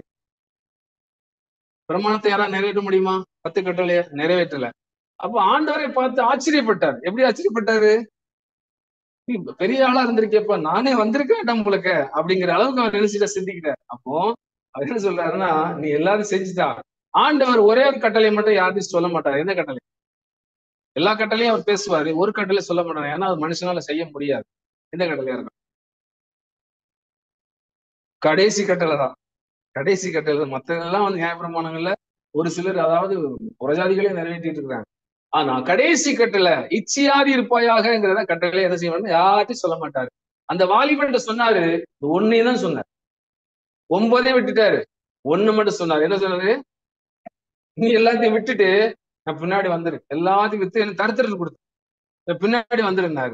அவன் என்ன செஞ்சாருன்னா, இப்படி ஒண்ணு இருக்குதோ அதனால அவன் டவுட் ஆயிடுச்சு. யாருக்கு? அந்த வாலிபனுக்கு டவுட் ஆயிட்டு, இப்படி ஒரு கட்டளை இருக்குதா அப்படின்னு. ஆமாப்பா, இது ரொம்ப கடைசி கட்டளை அப்படி. அப்போ என்ன செய்யாதுன்னா துக்கமாயே போயிடுச்சு. அப்போ நமக்கு அது கூட இந்த ஊசி வாசல் இருக்கக்கூடிய ஒரு ஓமையை சொல்றாரு. அந்த ஓமையிலிருந்து தான் வரும். இப்போ நம்ம பாத்தீங்கன்னா ரோமர் 7:24-18 வாசிப்போம். ரோமர் 7:24 மற்றும் 18. நிர்பந்தமான மனுஷன் நான், இந்த மரண சரீரத்தினின்று யார் என்னை விடுதலையாக்குவார்? இப்போ அப்போஸ்தலன் பவுல் சொல்றாரு பாருங்க, ஐயா நான் நிர்பந்தமான ஒரு மனுஷன் தான். சரீரத்துல நான் ஒரு நிர்பந்தமான ஒரு மனுஷன். யார் இந்த மரண சரீரத்திலிருந்து என்னை யார் விடுதலை ஆக்குவார்? ஒரு கொஸ்டின் கொடுக்குற. யார் என்ன விடுதலை ஆக்குவார் அப்படின்னு சொல்லிட்டு, அது எப்படி என்னிடத்தில் அதாவது என் மாம்சத்தில் நன்மை வாசமா இருக்கிறது என்று நான் அறிந்திருக்கிறேன். நன்மை இருக்குது அறிந்திருக்கிறேன். ஆனா நன்மை செய்ய வேண்டும்ங்கிற விருப்பம் என்னிடத்திலே. இப்போ பாவத்திலிருந்து நம்ம முழுமையா டைரக்டா என்ன ஆகும் அப்படின்னா பரிசுத்தத்துக்கு போக முடியாம இது ஒரு கடை இருக்குதா? இப்போ நன்மை செய்வதா என்னிடத்துல இல்ல. அப்போ நன்மை செய்வது என்கிட்ட இல்ல. அதே என்ன சொல்றாரு, நான் எப்படி எனில் நான் செய்யறது எனக்கே விருப்பம் கிடையாது. சில நேரம் உணர்றோம், எனக்கே விருப்பம் இல்ல, நான் விரும்புவதை செய்யாமல் நான் வெறுக்கிறதே செய். என்கிட்ட நல்ல எண்ணம் இருக்குது, அதை செய்யணும்னு ஆசை இருக்குது. ஆனா என்ன செய்யணும்? தடைகள் இருக்குது. அதான் நான் வெறுக்கிறதே, நானே வெறுக்கிறேன், அதையே நானே செய்யறேன். இதுதான் என்ன சொல்றாருன்னா, மறுபடியும் இந்த நாயின் ஒரு வார்த்தை சொல்லுவார் தெரியுமா? அதையே செய்யறது போல நமக்கே தோணுது, ஆனா நம்மள அதை திரும்பி செய்யணும். இப்படி நான் விரும்பாததை செய்கிறனா இருக்க நியாயப்பிரமாணம் நல்லதென்று ஒத்துக்கொள்ளு. நியாயப்பிரமாணம் நல்லதுதான், ஆனால் நான் அல்ல, எனக்குள் வாசமா இருக்கிற பாவமே. அப்போ ஆதாம் மூலமா இருந்த பாவம் இன்றைக்கு நம்ம இடத்துல எல்லாத்துட்டையும் என்ன இருக்குங்கிறத சொல்ற. எல்லாத்துட்டையும் இருக்குது. அப்போ அந்த பாவத்திலிருந்து யார் என்னை விடுதலை ஆக்குவார்? இனி பாவத்துக்கு நான் ஊழியம் செய்யாதபடிக்கு பாவ சரீரம் ஒளிந்து போகும் பொருட்டாக நம்முடைய பழைய மனுஷன் அவரோட சிலுவையிலே அறையப்பட்டது என்று அறிந்திருக்கிறோம். அப்ப ஏற்கனவே நம்ம செய்யறத என்ன செய்யறோம்? சரியில்லைன்னு சொல்லிட்டு தான் இப்ப என்ன செய்யறோம்? சத்தியத்துக்குள்ள வந்திருக்கிறோம். சத்தியத்துக்குள்ள வந்த பிறகு என்ன செய்யறோம்? அரைகிறோம். எப்ப அரைகிறோம்? நீங்க சொன்னீங்களா முழுக்கு, இதோட அரைஞ்சாச்சு. இதுதான் ஒரு அடையாளம். இந்த அடையாளத்தை சிலுவையில அரைஞ்சாச்சு. மரித்தவன் பாவத்துக்கு நீங்கி விடுதலையாக்கப்பட்டிருக்கிறானே. அப்ப பாவத்துக்கு நீங்கி இருக்கிறோம் அப்படின்னா அப்படின்னா கரையில ஒரு சாக்கடையில இருந்து கரையில தூக்கி விட்ட மாதிரி, அசிங்கத்துல இருந்து நம்ம மறுபடியும் தூக்கி விட்டுருக்கிறாரு. அதை தூக்கி விட்ட பிறகு மறுபடியும் என்ன செய்யக்கூடாது? அங்க போகக்கூடாதுங்கிறதா என்ன செய்யறாருன்னு அவர் சொல்றாரு. அதான் ரோமர் 6ஆம் அதிகாரம் 22, 23 வாசிப்போம். ரோமர் 6ஆம் அதிகாரம் வசனம் 22 முதல். இப்பொழுது நீங்கள் பாவத்தினின்று விடுதலையாக்கப்பட்டு தேவனுக்கு அடிமைகள் ஆனதினால் பரிசுத்தமாக்குதல் உங்களுக்கு கிடைக்கும் பலன், முடிவோ நித்திய ஜீவன். பாவத்தின் சம்பளம் மரணம், தேவனுடைய கிருபை வரமோ நம்முடைய கர்த்தராகிய இயேசு கிறிஸ்துவினால் உண்டான நித்திய ஜீவன். இப்பொழுது நீங்கள் பாவத்திலிருந்து விடுதலையாக்கப்பட்டு தேவனுக்கு அடிமை ஆயிட்டீங்க. நம்ம உள்ள வந்தவன எங்க வந்திருக்கு? யாருக்கு அடிமை? முதல்ல யாருக்கு அடிமை? ஓனருக்கு அடிமை. பெற்றோருக்கு கூட நம்ம என்ன செய்யலாம்? சில கடைகளுக்கு அடிமையா தான் இருக்கிறோம். அது கட்டுப்பட்டு இருக்கிறோம். உலகத்தாலையும் கூட சில பெரியவங்களுக்கு கட்டுப்பட்டு இருக்கிறோம். கல்லூரியில கூட ஒரு கட்டளை இருக்கும். அந்த கட்டளை எல்லாம் ஏன் விடுதலை ஆகுது தெரியுமா? நம்ம சரியா நடக்கும்போது அங்க கட்டளை வராது. வருமா? எங்கிருந்து வராது? ஓனர் இடத்துல இருந்து வராது, உலகத்திலிருந்து வராது, பெற்றோர் இடத்துல வராது. பெற்றோர்கள் கண்டிக்காம இருக்கணும் அப்படின்னா நம்ம என்ன செய்யணும்? இதுல கரெக்டா வந்துட்டோம்னா அங்க கண்ணனே வராது, வார்த்தையே வராது. அதான் சொல்றாரு, நம்ம இப்ப யாருக்கு அடிமை ஆயிட்டோம் அப்படின்னா தேவனுக்கு அடிமை ஆயினா போறாங்க. தேவனுக்கு அடிமை ஆயிட்டோம் அப்படின்னாலே எங்க இருந்து நமக்கு என்ன செய்ய முடியும்னா ஒரு கமாண்ட் வரவே செய்யாது. அப்போ பாவத்தின் சம்பளம் மரணம், தேவனுடைய கிருபையின் வரமும் நமக்கு என்னது? இயேசு கிறிஸ்துவினால் உண்டான நித்திய ஜீவன். அப்போ அந்த கிருபையின் வரம் எங்க கொடுக்கிறாரு? ஃபர்ஸ்ட் ப்ராசஸ், பாவத்திலிருந்து நம்ம வர்ற நிலை, அதுல இருந்து நம்ம மாறும்போது ரெண்டாவது நிலைக்கு வரும்போது பாவத்திலிருந்து விடுதலையாகி எங்க ஆகுதுன்னா ஜீவன் நிலைக்கு வந்துடும், உயிர் கொடுக்கிற நிலைக்கு வந்துடும். அப்ப என்ன கொடுக்கிறாருன்னா அவர் கிருபை வரத்தை கொடுக்கிறாரு. ஆண்டவரா இயேசு கிறிஸ்து நித்திய ஜீவனுக்கு என்ன செய்யறாருன்னா உள்ள கொண்டு வர. அப்போ இந்த நிலையை கொண்டு வரும்போது இரண்டாவது நிலை ஜீவ நிலைக்குள்ள உள்ள வாரம், உயிர் வந்துருது. அப்போ எங்க பலியாகிறதெல்லாம் பலியாகிட்டோமா? முதல்ல மாம்சத்தினுடைய கிரியெல்லாம் எங்க சரியாதான் சொன்னேன் நான் ஃபர்ஸ்ட். எல்லா வேதமானவர்களும் சரியா பலி செலுத்திருப்பாங்களா? இதுதான் ஃபர்ஸ்ட். அப்போ ஞானஸ்தானம் எடுக்கிறது எல்லாருமே எடுக்கிறோம், எல்லாமே அந்த பேசிக்கெல்லாம் கேட்டோம். ஆனா ஏதோ நல்லா இருக்குன்னு நினைச்சு வந்துடக்கூடாது. அப்படிதானா? நிறைய உள்ள வராங்க. ஆனா போட்ட அடித்தளம் எது அப்படி தெரியுதுன்னா அந்த ஃபர்ஸ்ட் அந்த நம்ம போட்ட மறிக்கிறது, நம்ம சரியா மறிச்சோம் அப்படின்னா ஒவ்வொரு காரியத்திலிருந்தா விடுதலை ஆகிட்டே இருக்கும், எல்லாம் குறைஞ்சிக்கிட்டே இருக்கும், நமக்கே தெரிஞ்சிடும். அப்போ இரண்டாம் நிலை என்னதுன்னா ஜீவனுடைய நிலைக்கு வரும். இப்ப ஜீவ நிலையில என்ன சொன்னா ஏற்கனவே ஒரு ஜீவன்ல இருந்தார். ஆதியாகமம் 2ஆம் அதிகாரம் 7ஆம் வசனத்தை வாசிப்போம். ஆதியாகமம் 2ஆம் அதிகாரம் வசனம் 7. தேவனாகிய கர்த்தர் மனுஷனை பூமியின் மண்ணினாலே உருவாக்கி ஜீவ சுவாசத்தை அவன் நாசியிலே ஊதினான், மனுஷன் ஜீவ ஆத்மாவானான். ஏற்கனவே நம்ம ஜீவ ஆத்மாவும் இருந்த இப்ப அந்த ப்ராசஸ்ல இருந்து விடுதலையாகி எங்க இருக்கிறோம்? ஜீவன் நிலைக்கு வந்தாச்சு. இப்ப எங்க வந்துட்டோம்? தண்ணீர் தொட்டி வந்தாச்சு. எங்க வந்துட்டோம்? தண்ணீர் தொட்டிக்கு வந்தாச்சு. அப்போ நம்ம என்னன்னா பலியாக்கப்பட்டு சுத்திகரிப்புக்குள்ள என்ன செய்யறோம்? வந்துட்டு இருக்கோம். எப்பவும் நம்ம சின்ன அழுக்கு இருந்தாலும் மறுபடியும் சுத்திகரிக்கும், சின்ன அழுக்கு இருந்தாலும் சுத்திகரிக்கும், பாவங்கிற ஒரு சின்ன அழுக்கு இருந்தாலும் சுத்திகரிக்கும். ஏன்னா நம்ம எங்க போறோம்? அடுத்தால மகா பரிசுத்தலத்துக்கு போறோம், பரிசுத்தலத்துக்கு உள்ள போறோம். அப்ப பரிசுத்தலத்துக்கு உள்ள போகும்போது என்ன இருக்கக்கூடாது? அழுக்கே இருக்கக்கூடாது. அதனாலதான் சொல்றாரு ரோமர் 8ஆம் அதிகாரம் 2-3 வாசிப்போம். ரோமர் 8ஆம் அதிகாரம் வசனம் 2 முதல். கிறிஸ்து இயேசுவினாலே ஜீவனுடைய ஆவியின் பிரமாணம் என்னை பாவம் மரணம் என்பவைகளின் பிரமாணத்தினின்று விடுதலை ஆகிற்றே. அது எப்படி எனில், மாம்சத்தினாலே பலவீனமாய் இருந்த நியாயப்பிரமாணம் செய்யக்கூடாததை தேவனே செய்யும்படிக்கு தம்முடைய குமாரனை பாவ மாம்சத்தின் சாயலாகவும் பாவத்தை போக்கும் பலியாகவும் அனுப்பி மாம்சத்திலே பாவத்தை ஆக்கினைக்குள்ளாக தீர்த்தார். இப்போ நம்ம நியாயப்பிரமாணத்தை நிறைவேற்றணும் வேண்டாம்?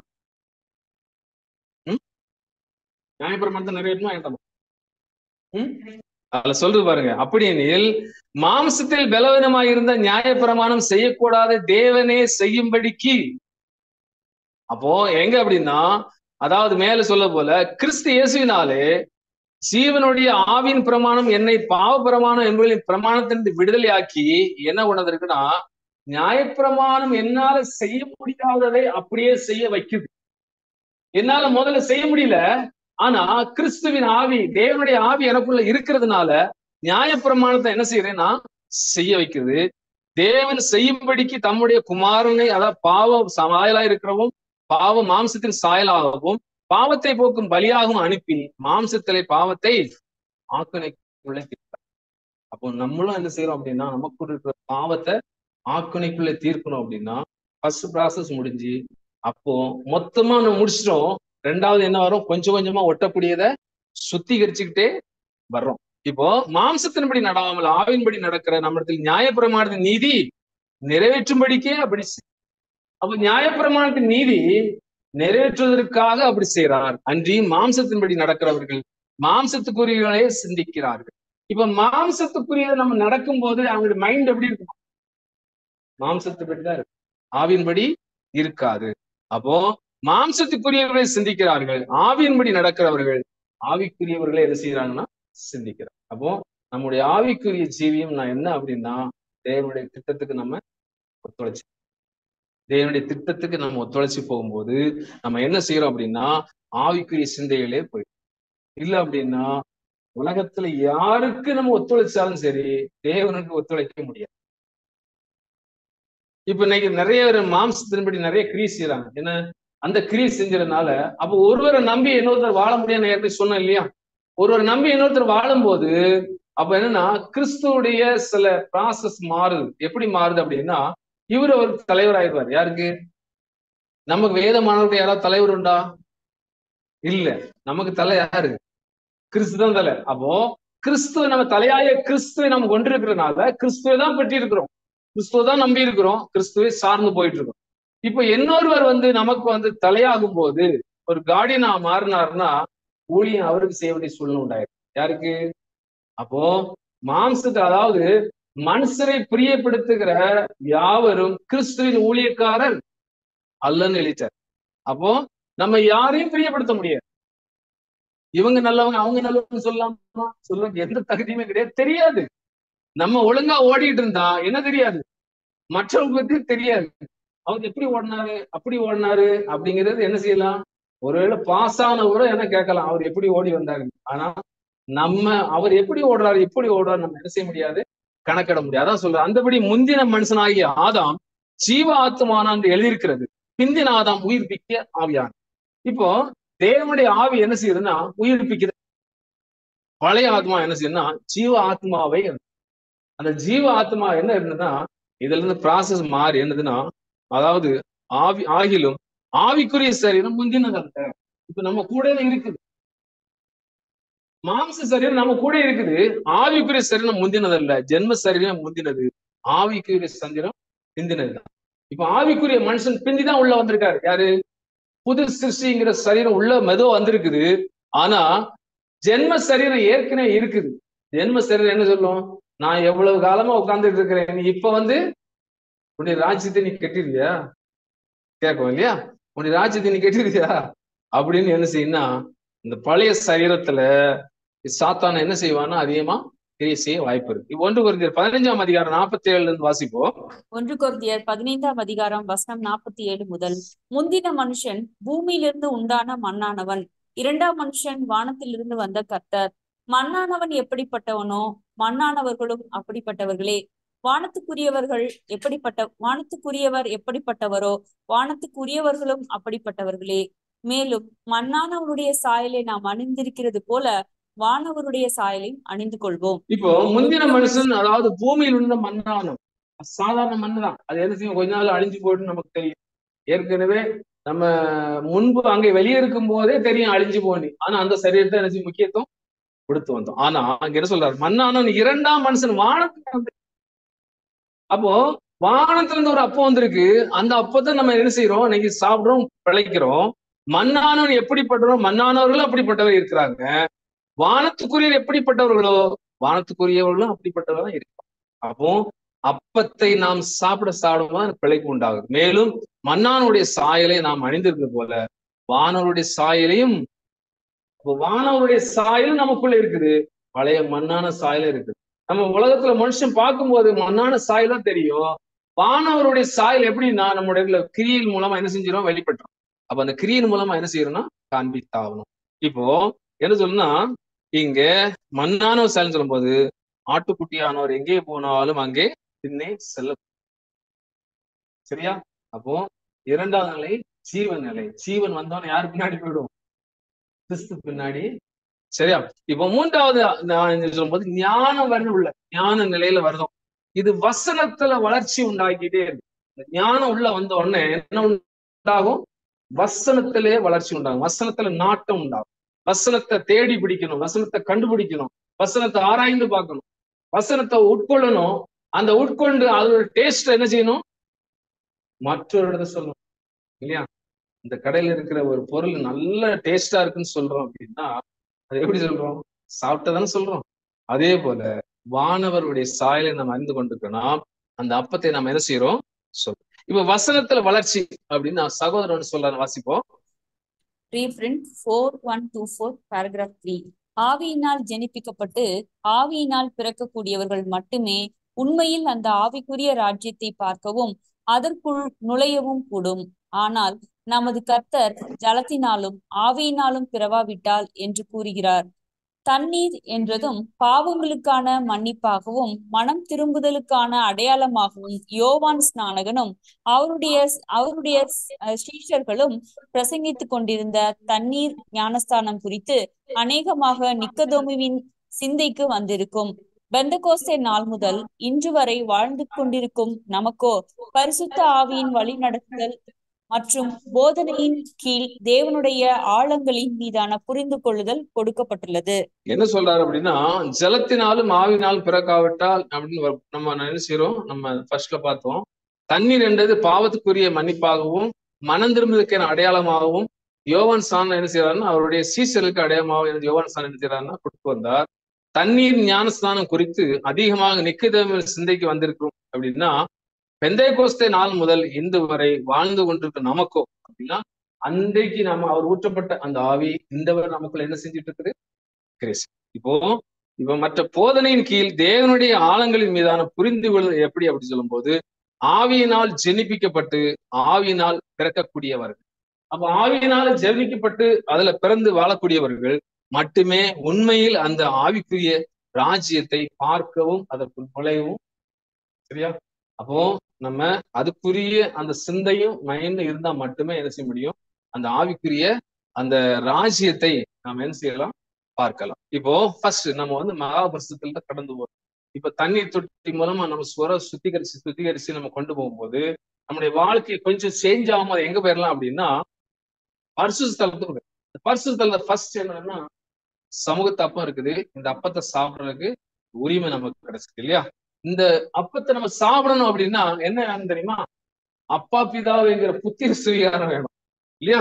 அப்போ அந்த சுவீகாரத்தை பெற்றிருக்கிறோம். அந்த சுவீகாரத்தின் ஆவி நமக்கு என்ன செய்யுதுன்னா இந்த அப்பத்தை கொடுக்குது. இந்த அப்போ நமக்கு எதை தருது பாருங்க. அதாவது நீதிமொழிகள் 13ஆம் அதிகாரம் 1-3 வாசிப்போம். நீதிமொழிகள் 13ஆம் அதிகாரம் வசனம் 1 மற்றும் 3. ஞானமுள்ள மகன் தகப்பனுடைய போதகத்தை கேட்கிறான், தன் வாயை காக்கிறவன் தன் பிராணனை காக்கிறான். இப்போ ஞானமுள்ள மகன் தன் தகப்பனுக்கு என்ன கொடுக்கிறான் அப்படின்னா போதகத்தை கேட்க. ஞானமுள்ள மகன் எதை கேட்கிறானா, போதகத்தை கேட்க ஆரம்பிச்சு. அப்போ ஞானம் இருந்தா தான் என்ன செய்ய கிடைக்கும், போதகம் அப்படின்னு ஒண்ணு காணும். அப்போ ஞானம் நமக்கு தேவைப்படுது. அப்போ வெளியிருந்து ஞானம் வந்துன்னா உள்ளுக்கு என்ன செய்யணும், ஞானம் இருக்கும். ஞானம் உள்ள மகன் தகப்பனுடைய போதகத்தை கேட்கிறான், தன் வாயை காக்கிறவன் தன் பிராணனை என்ன செய்யறானா. அப்போ நம்ம ஞானம் உள்ள வரும்போது ஃபர்ஸ்ட் காக்கப்படுறதே என்ன தெரியுமா, வாய்தான் ரொம்ப முக்கியம். இப்போ அது காக்கப்படுது. இந்த நாவுக்கும் பல்லுக்கும் சண்டை வந்தா எது ஜெயிக்கும்? நாவுக்கும் பல்லுக்கும் ஒரு சண்டை வந்துச்சு, உள்ளுக்கே ஒரு பிரச்சனை இருக்கு நினைக்கலாம். நாவு சொல்லுது நான் தான் பெரிய ஆள் இருக்குது, பல்லு நான் தான், நாங்க 32 பேர் இருக்கோம், நீங்க ஒரு ஆள் தான் இருக்கிறீங்க அப்படின்னு தான் என்ன கணக்கு? நாவை கடிச்சு விடுமா? அது மாட்டினா தானே கிடைக்கும். ஆனா மாற்றுறதுக்கு முன்னாடி ஒரு வார்த்தை சொல்லிட்டு வைங்களா, டாக்டருக்கு போய் அத்தனையும் புடிங்கி எடுத்துறாங்க இல்லையா? இந்த பல்லு ஒண்ணுமே சரியில்லை, வேற ஒண்ணும் வேண்டாம், நாவை என்ன சொல்லணும், டாக்டர்கிட்ட போய் டாக்டர் போராத்தையும் போடுங்க சரியில்லை, நான் தான் சொல்லணும், பல்லு சொல்லண்டாம்ல. அப்ப ஒரு ஆளா இருந்தாலும் பெரிய ஆளுங்கிறத யாக்கோபு சொல்லியிருக்காரு பாத்தீங்களா. நாவு காட்டு தீ, நாவு அடக்காலம் வர முடியாது. அதான் சொல்றாரு, தன் வாயை காக்கிறவன் தன் பிராணனையே காக்குறான், உயிர் உள்ள காத்துடுறான். ஒவ்வொரு அணுக்களையும் என்ன செய்யறான், நாவுல காக்கும். இந்த நாவு எவ்வளவு கட்டுப்படுறதோ அதான் அந்த ப்ராசஸ்க்குள்ள வரலாம். அப்படின்னா முதலாவது என்ன, பாவ நிலையில இருந்து ஜீவ நிலைக்கும், ஜீவ நிலையிலிருந்து ஞான நிலைக்கு நம்ம வர்றது அப்படின்னா நாவு ஒரு பெரிய ஒரு முக்கியமானது. அப்போ ஞானம் உள்ளவனுக்கு போதகம் பண்ணு, அவன் ஞானத்தில் தேர்வான். இப்போ போதகத்தை கேட்கக்கூடிய ஒரு ஞானம் இருக்கு, அந்த கேட்கறவங்களுக்கு நீங்க கொடுத்துக்கிட்டே இருக்கணும் போல இருக்கும், உங்களுக்கு டைமே தெரியாது. ஆனா கேட்காதவங்களுக்கு என்ன செய்ய முடியாது, கொடுக்க கொஞ்ச நேரத்தை சரி போவோம் அப்படின்னு நினைச்சு போயிருவீங்க. அப்போ ஞானம் உள்ளவனுக்கு போதகம் பண்ண அவன் ஞானத்தில் தேர்வான், நீதிமானுக்கு உபதேசம் பண்ண அவன் அறிவில் திருப்தி அடைவான். கர்த்தருக்கு பயப்படுதலை ஞானத்தின் ஆரம்பம், பரிசுத்தரின் அறிவே அறிவு. அப்போ அந்த அறிவு மட்டும்தான் இந்த உலகத்துக்கு தேவை, வேற எந்த அறிவு நமக்கு தேவையில்லை இல்லை. இந்த அறிவு இருக்கும்போது எல்லா அறிவும் வந்து இல்லையா. அப்போ இந்த அறிவு இருக்கும்போது எல்லா அறிவும் வந்தது. முதலாவது தேவனுடைய ராஜ்யத்தை நீதியை தேடும் போது பின்ன எல்லாம் சேர்த்து கொடுக்கப்படும் தான். எந்த காரியத்துக்கும் கவலைப்படாத அளவுக்கு தேவன் என்ன கொடுத்துறாரு. அதனால அதை மத்ததை விட்டுட்டு அதை கவலைப்படாத, எதை பத்தி கவலைப்படு, ராஜ்யத்தை குறித்தும் நீதியை குறித்து. அப்ப இதை குறித்து நம்ம கவலைப்படும் போது நிச்சயமா நமக்கு ஒரு மாற்றம் கிடைக்கிறது. இப்போ என்ன சொல்றாருன்னா,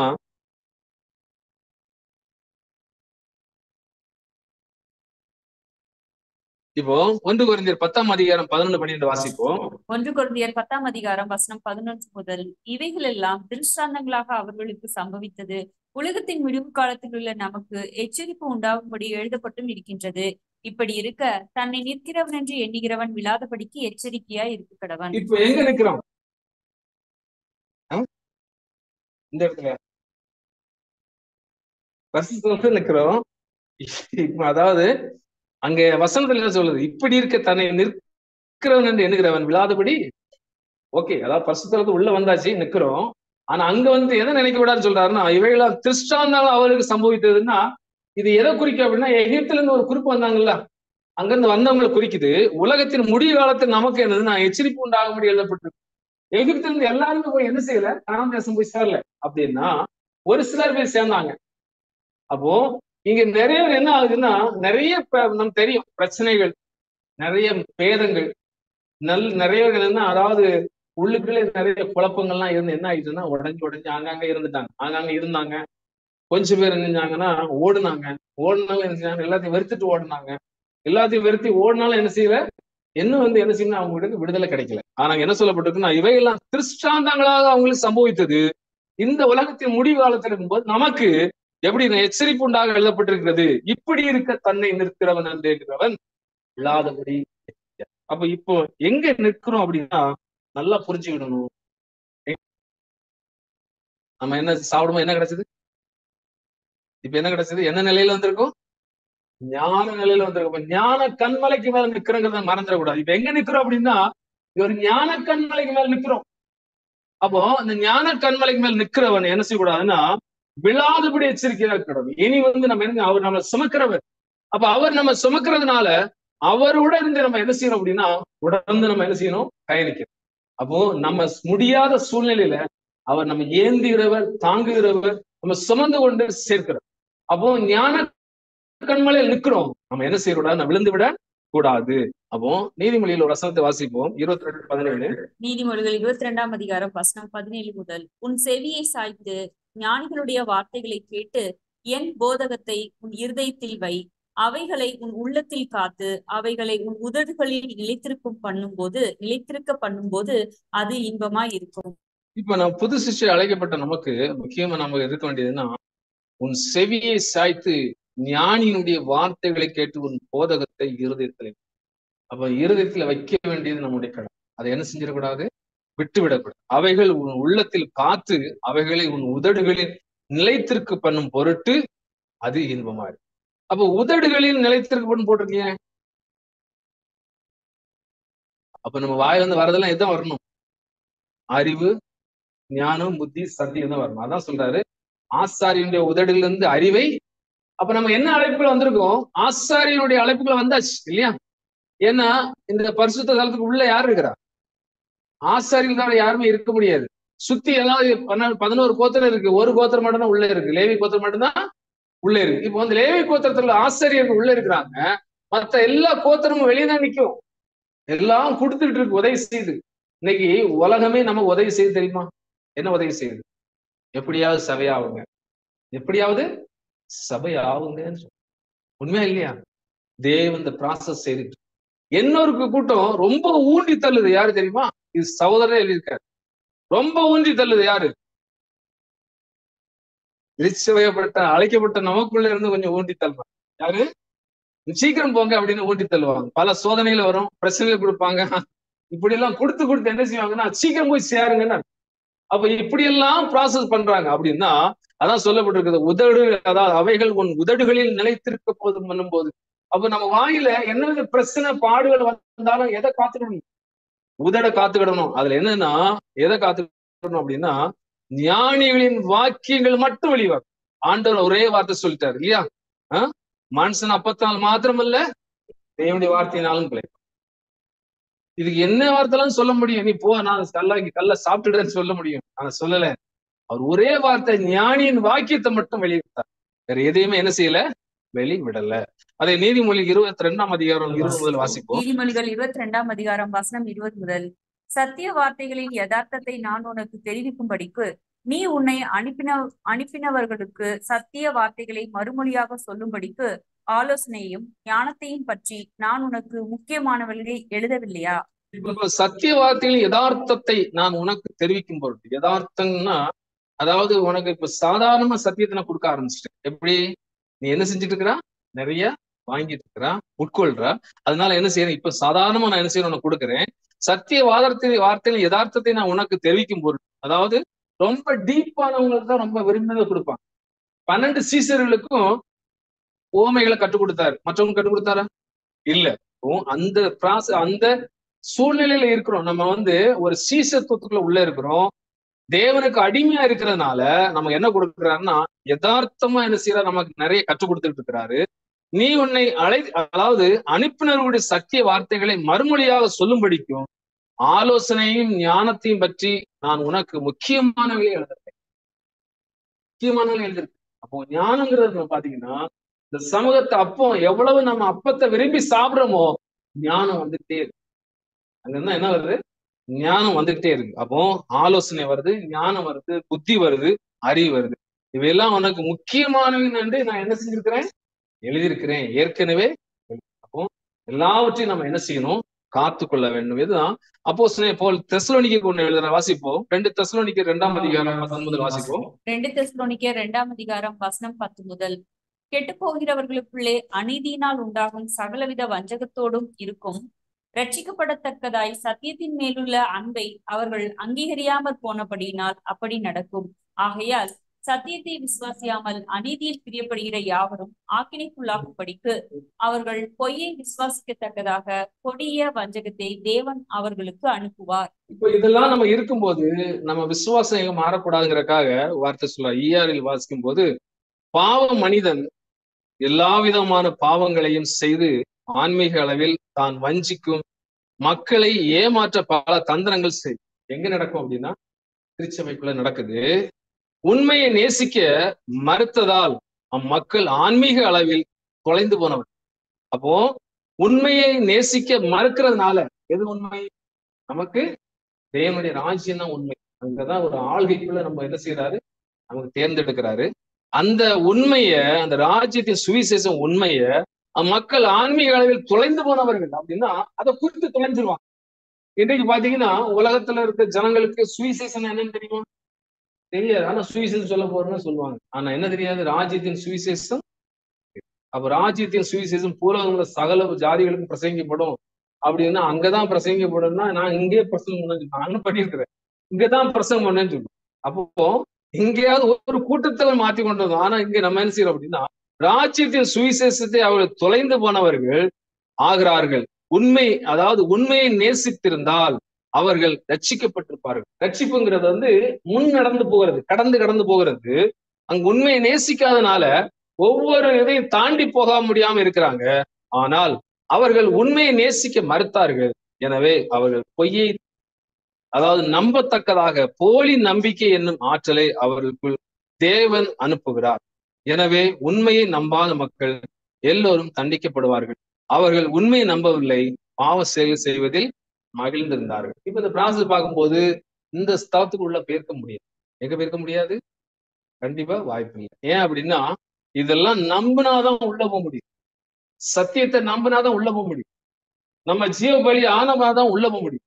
ஜீவ பலி ஆகலைன்னா வெளியே தான் நிக்கணும். அப்படியே வெளியே நிக்கணும். எப்படி நிக்கலாம் அப்படின்னா, ஆசாரியனை ஏமாத்திட்டு கொஞ்சம் புல்லு தின்னுட்டு வரேன் அப்படின்னு அந்த ஆடு வெளியே எங்க போயிடும்? அந்த வாசல் வழியா பின்னாடி புல்லு திங்கு போயிடும். எங்க என்ன உலகங்கிற புல்லு திங்கு போயிடும்.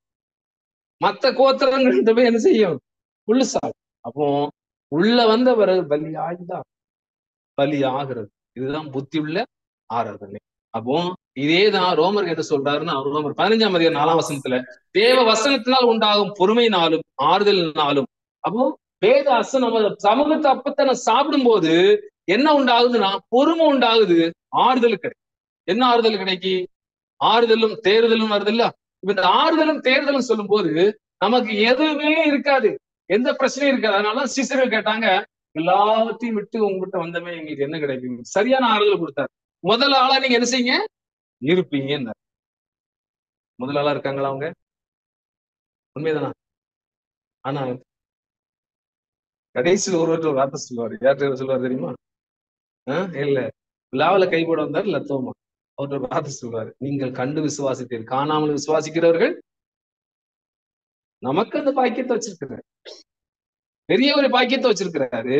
அதான் சொல்றாரு, நம்பிக்கை உள்ளவர்களாகும்படிக்கு முன்பு எழுதலாம் நமக்கு போதனையா எழுதப்பட்டிருக்கு. அப்படின்னா எல்லாமே நமக்கு போதனை எதுக்காகனா நம்முடைய பொறுமைக்கு, நம்முடைய பொறுமையினாலும் ஆறுதல்னால்னா தேவ வசனத்தினால் நமக்கு இந்த சமூகத்தை அப்போ நமக்கு என்ன கிடைக்கணும்?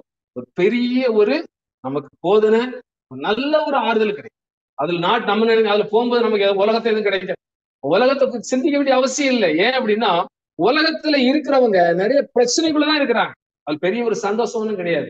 ஆனா நமக்கு கிடைச்சது ஒரு என்ன அப்படின்னா ஒரு நல்ல ஒரு பாக்கியம், ஒரு நல்ல ஒரு, அதாவது ஒரு நல்ல ஒரு காரியம். எப்படி சொல்றதுன்னா, அதாவது நம்ம செய்யற பலவீனத்தின் நிமித்தமா தான் பாடு வருது. அவங்க ஒட்டுமொத்த பாவத்தையும் அவங்க என்ன செய்யறாங்க? சுமக்கிறதுனால அவங்களுக்கு ஒட்டுமொத்த வேதனையும் உண்டாயிட்டாங்க. நம்ம நினைக்கலாம் அவங்க பார்க்க நல்லா இருக்காங்களே அப்படின்னு. தூரத்துல பார்க்க எப்படி தெரியும்? பச்சையாதான் தெரியும். ஆனா பக்கத்துல போனாலும் தெரியும், இங்க விட அது மோசமா இருக்கு. அப்போ ஏன் சொல்ற அப்படின்னா, நமக்கு கிடைச்ச அந்த பாக்கியத்துல அந்த இடுக்கமான வாசல்ல நம்ம சந்தோஷமா ஏற்று போனோம் அப்படின்னா அதுல ஆறுதல் இருக்குது, தேர்தல் இருக்குது, தேவன் நம்மை வழி நடத்துறது. அது என்ன சொல்றாருன்னா, அந்த நம்பிக்கைக்கு முன்பாக நம்ம என்ன செய்யறோம்னா பாத்திரமா இருக்கும்னு சொல்லி என்ன செய்யறோம்? அப்படியே நம்ம என்ன செய்யறோம்? கடந்து போறோம். இப்ப 4வது நிலைன்னு சொல்லும் போது ஆவிக்குரிய வளர்ச்சி, ஒரு ஆவிக்குரிய வளர்ச்சி. இப்ப 4வது நிலை ஜெப நிலை. ஜெபம்னா அப்பனாதான் என்னன்னே தெரியும். இப்போ சமூகத்தை அப்பத்தை நம்ம சாப்பிடாம ஜெபிக்க முடியாது, பயராவாது. என்னது? வெளிச்சம் கொடுக்குது இல்லையா? அப்போ வெளிச்சம் கொடுக்குறது என்ன செய்யுது? அப்போ அந்த வெளிச்சம் குத்து விளக்கு கொடுக்குது அப்படின்னா ஒரு விளக்காவே மாற ஆரம்பிச்சு. எப்ப சமூக அப்போ நமக்குள்ள அதிகமாக பெருகிட்டோ, அப்பத்தினால் நம்ம நிறைக்கிறோமோ, உள்ளான மனுஷன், அதாவது வானத்துல வந்து அப்பத்தை நம்ம, அதாவது அந்த மனுஷனை அதை நிறைய செய்யும் போது ஒரு பிரகாசம் நமக்குள்ள வருது. அந்த பிரகாசம் என்ன செய்யுதுன்னா மற்றவர்களுக்கு என்ன செய்யுதுன்னா ஒளியை கொடுக்குது.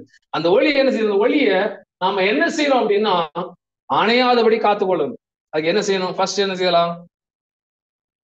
எண்ணெய் ஊத்தணும் இல்லையா? 10 கன்னிக்கு எண்ணெய் எல்லாம் போயிட்டு எண்ணெய் எல்லாம் போயிடுச்சு. இப்போ எண்ணெய் எப்பவுமே ஊத்திட்டு இருக்கணும், அதுல அழுக்கு இருக்கக்கூடாது, ஃபில்டர் பண்ணியே ஊத்தணும். 2வது, அந்த திரியில என்ன இருக்கும்? அசடு வரும். அந்த அசடெல்லாம் என்ன செய்யணும்? கட் பண்ணி விட்டுட்டே இருக்கும். இதுதான் என்னது? இந்த ப்ராசஸோட வேலை.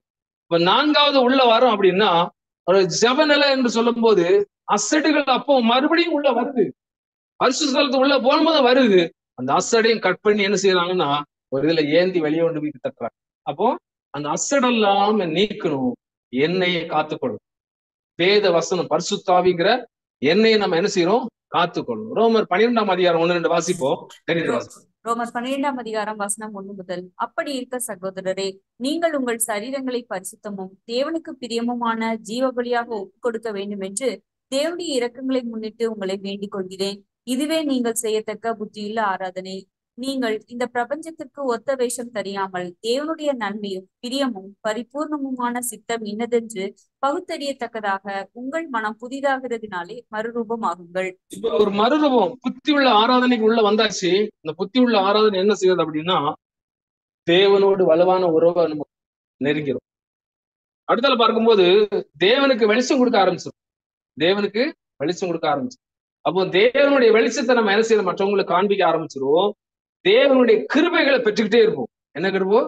தேவனுடைய கிருபைகளை பெற்றுக்கிட்டு இருப்போம். தேவனுடைய திட்டங்கள் ரொம்ப கிட்ட நெருங்கி. அப்போ தேவனுடைய திட்டத்துக்கு நம்ம நெருங்கி வரும்போது எல்லாவற்றையும் நம்ம என்ன செய்யறோம், மறந்து நம்ம செய்யறோம் அப்படின்னா, அப்போ உலகத்துக்கு ஒத்த வேஷம் நம்ம என்ன செய்யக்கூடாது, தரித்திருக்க கூடாது. பின்ன என்னைக்குமே நம்ம பாத்திரக்கூடாது. அதான் உலகத்துக்கு ஒத்த வேஷம் தரிக்கிறதுன்னா பின்ன நம்ம பாத்திரக்கூடாது. தேவனுடைய நன்மையும் பிரியும் பரிபூர்ணமான சித்தம் என்னதென்று பகுத்தறியத்தக்கதாக உங்க மனம் புதிதாகிறதுனாலே, புதிதாகிறதுன்னா என்ன, ப்ராசஸ் மாறிக்கிட்டே இருக்கு. புதிதாகிறதுனாலே மறுரூபம் ஆகிக்கொண்டே இருங்க, சேஞ்ச் ஆகிக்கிட்டே இருங்க. ஒவ்வொரு நிலையும் என்ன செய்யுங்க, சேஞ்ச் ஆகிட்டே இருங்க. இத எப்படி ஜெபிக்கலாம் அப்படி சொல்லும் போது, உலகில் உள்ள மக்களை போன்று ஆக வேண்டாம். இப்போ உங்களை மாற்றிக்கொள்ளாதீர்கள். அப்போ உலக மக்களை போன்று ஆக வேண்டும் என நம்ம என்ன செஞ்சிடக்கூடாது, மாற்றி விடக்கூடாது. ஆனால் மனதில் புதிய எண்ணங்களால் உங்களை மாற்றிக்கொள்ளுங்கள். பிறகு தேவனுடைய விருப்பத்தை உங்களால் ஏற்றுக்கொள்வது பற்றி முடிவு செய்ய முடியும். அப்போ உலகத்தில் உள்ள காரியங்களை நம்ம என்ன செய்யறோம் அப்படின்னா, அதாவது அதை சிந்தனை கொண்டு வராம நம்ம மாற்றி புதிய எண்ணங்களால் உங்களை மாற்றிக்கொள்ளுங்கள். பிறகு தேவனுடைய விருப்பத்தை உங்களால் ஏற்றுக்கொள்வது பற்றி முடிவு செய்யலாம். அப்போ உலகத்தோட காரியங்களை நிறைவேற்றலாம் அப்படின்னு நம்ம வாயில ஜெபம் வந்துட கூடாது. அப்போ என்ன சொல்றாருன்னா, எவை தேவனுக்கு விருப்பமானவை, எவை உங்களால் அறிந்து கொள்ள முடியும். அப்போ எவைகள் தேவனுக்கு விருப்பமானவை என்று நம்ம அறிந்து கொள்ளலாம் அப்படின்னா, எபேசியர் 4 அதிகாரம் 1 முதல் வாசிப்போம். எபேசியர் 4 வசனம் 1 முதல். ஆதலால் கர்த்தர் நிமித்தம் கட்டுண்டவனாகிய நான் உங்களுக்கு சொல்லுகிற புத்தி என்னவெனில், நீங்கள் அழைக்கப்பட்ட அழைப்புக்கு பாத்திரவான்களாய் நடந்து மிகுந்த மனத்தாழ்மையும் சாந்தமும் நீடிய பொறுமையும் உடையவர்களாய் அன்பினால் ஒருவரை ஒருவர் தாங்கி சமாதான கட்டினால் ஆவியின் ஒருமையை காத்துக் கொள்வதற்கு ஜாக்கிரதையாய் இருங்கள். இப்போ மிகுந்த தாழ்மையும் சாந்தமும் நீடிய பொறுமையும் உடையவர்களாக அன்பிலே ஒருவரை, அன்பில நம்ம தான் தாங்க முடியுமே தவிர நம்ம சுயத்துல தாங்கிடக்கூடாது. நிறைய சுயத்துல தாங்கிட்டு என்ன செய்யறாங்கன்னா பிரச்சனைகள் இருக்குது. வேதமானவர்கள் கூட பிரச்சனை இருக்குது. இப்ப சுயத்துல நம்ம எதையுமே தாங்கிருக்கோம். அன்பில நம்ம என்ன செய்யலாம், ஒரு தாங்கிடலாம். சமாதான கட்டுன்னு ஒண்ணு இருக்குது. அந்த சமாதான கட்டை ஆவியின் ஒருமையை காத்துக் கொள்வதற்கு நம்ம என்ன செய்வோம், ஜாக்கிரதையாய் இருப்போம் அப்படிங்கிற.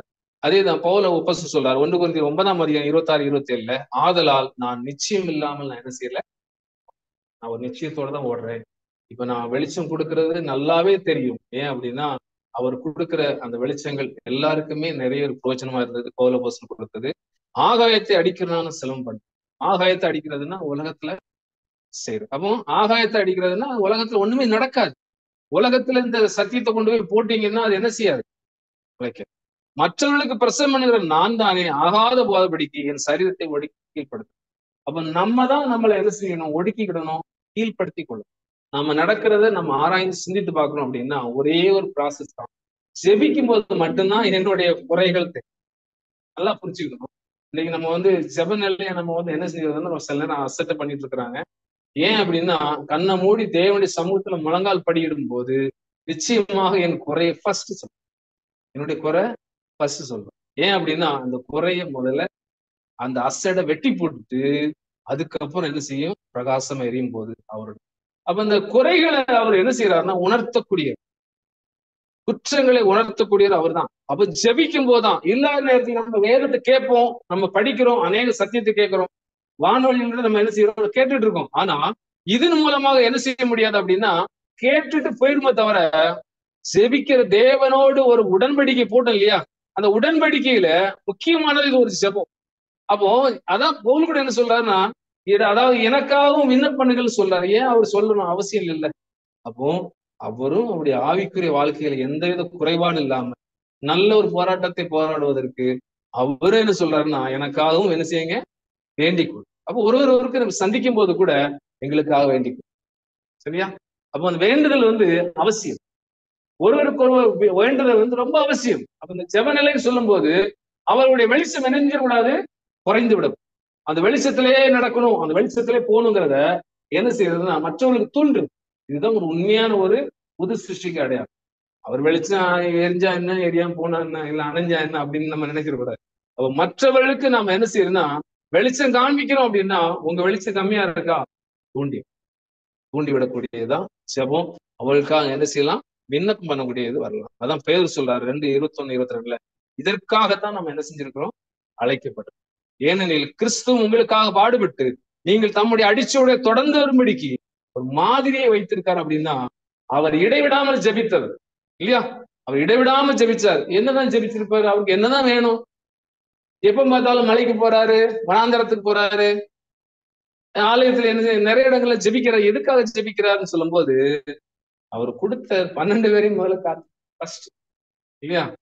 அவர் கொடுத்த 12 பேரையும் நான் காத்துக்கொள்ளணும், நான் ஜெயம் எடுக்கணும், என்ன பின்வாரவங்களை என்ன செய்யணும், காத்துக்கொள்ளணும். அதான் நான் அவர் பாவம் செய்யும் இல்லை, அவர் வாயிலே வஞ்சனையும்.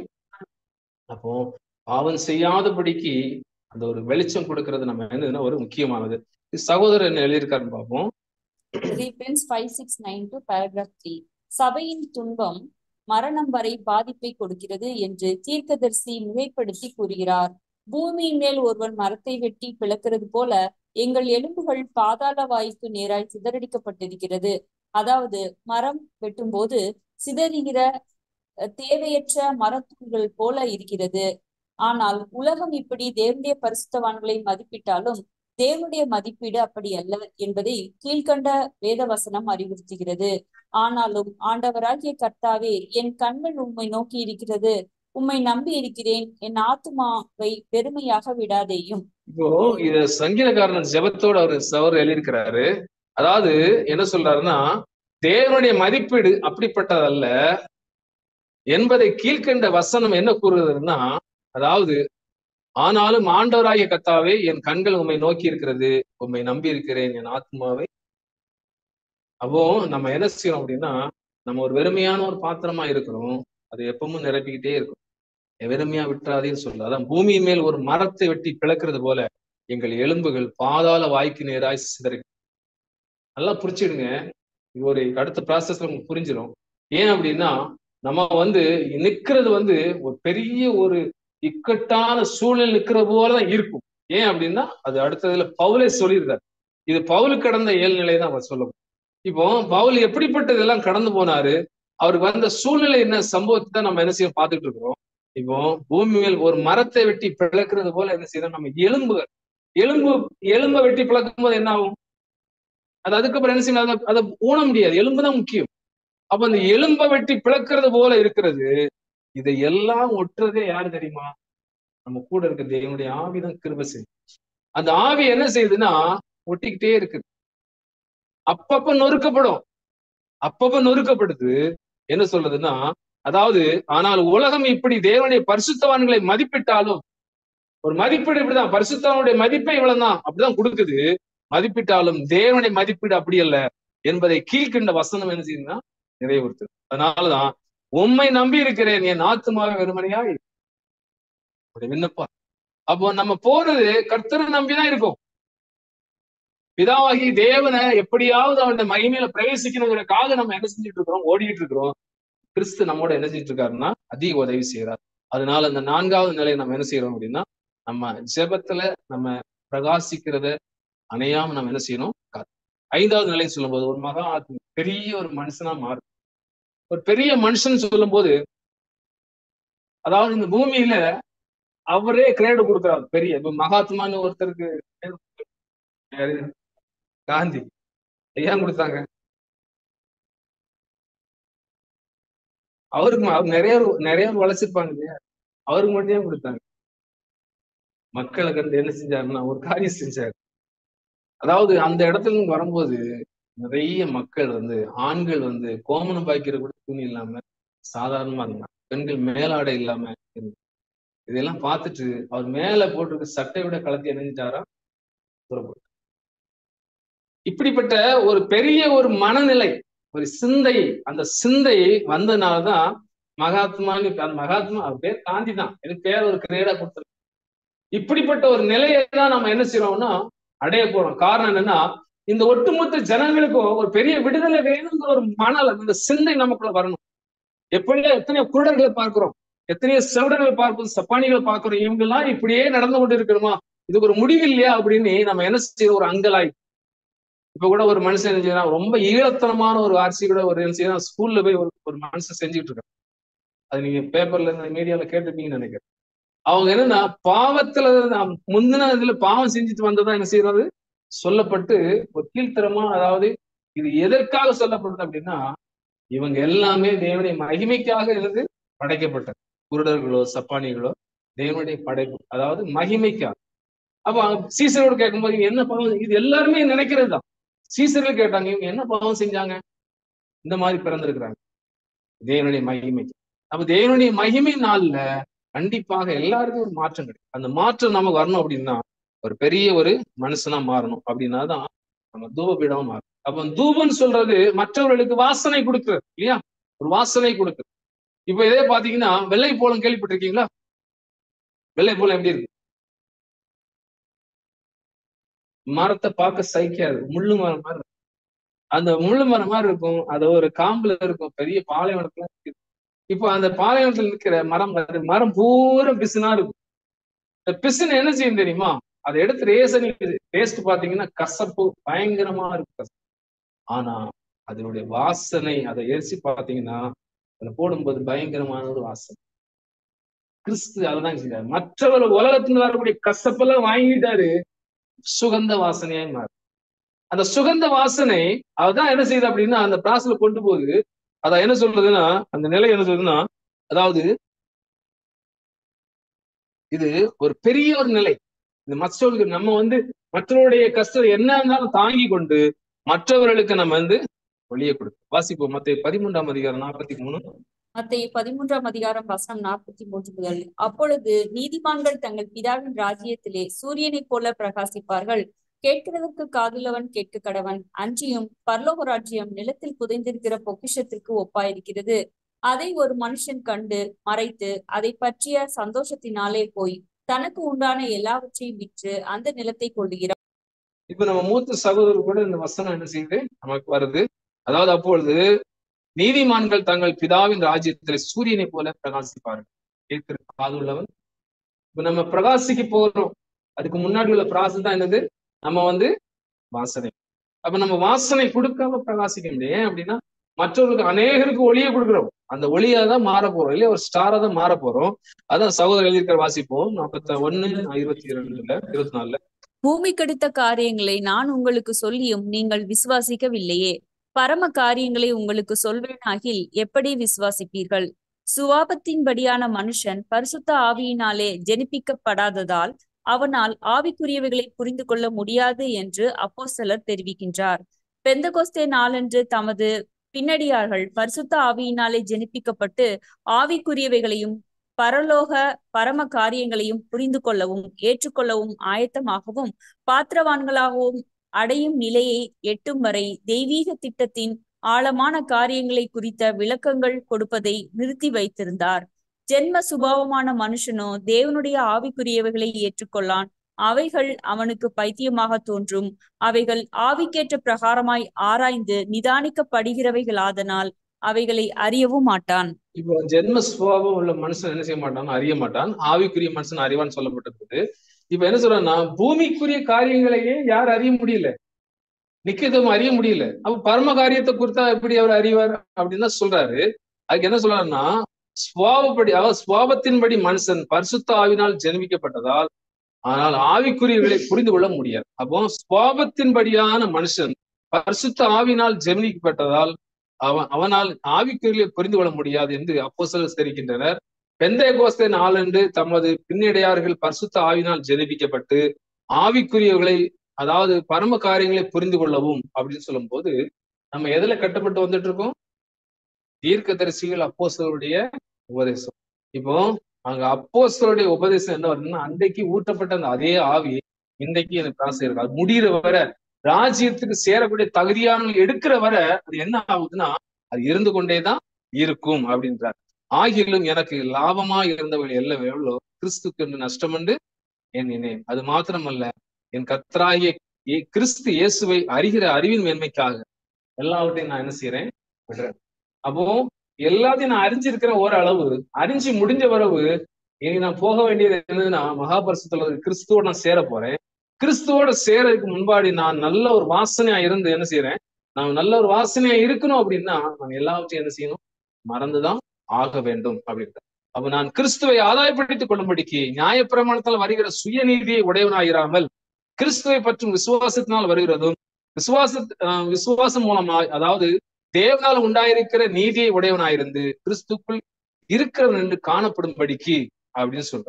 அப்போ இப்படி நான் அவரையும் அவருடைய உயிர்த்தெழுதின் வல்லமையும் அவருடைய பாடுகளின் ஐக்கியத்தையும் அறிகிறதுக்கு, அவருடைய மரணத்துக்கொப்பான மரணத்துக்கு உள்ளாகி எப்படியாயினும் நான் மரித்தோரன் உயிர்த்தெழுவதற்காக தகுதியாகும்படிக்கு, அப்போ உயிர்த்தெழுதல நான் முதல் எழும்புவதற்கு அவருக்கு எல்லாவற்றையும் நஷ்டம் கண்டு விட்டேன், குப்பையாக எண்ணுகிறேன் அப்படின்னு.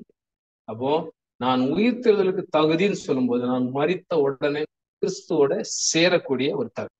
இதுதான் சொல்றேன், நான் அடைந்தாயிற்று அல்லது முற்றிலும் தேறினேன் என்று எண்ணாமல் கிறிஸ்து இயேசுக்குள்ளால் நான் எப்படி பிடிக்கப்பட்டேனோ அதை நான் பிடித்துக் கொள்வேன் என்ற ஆசையாய்.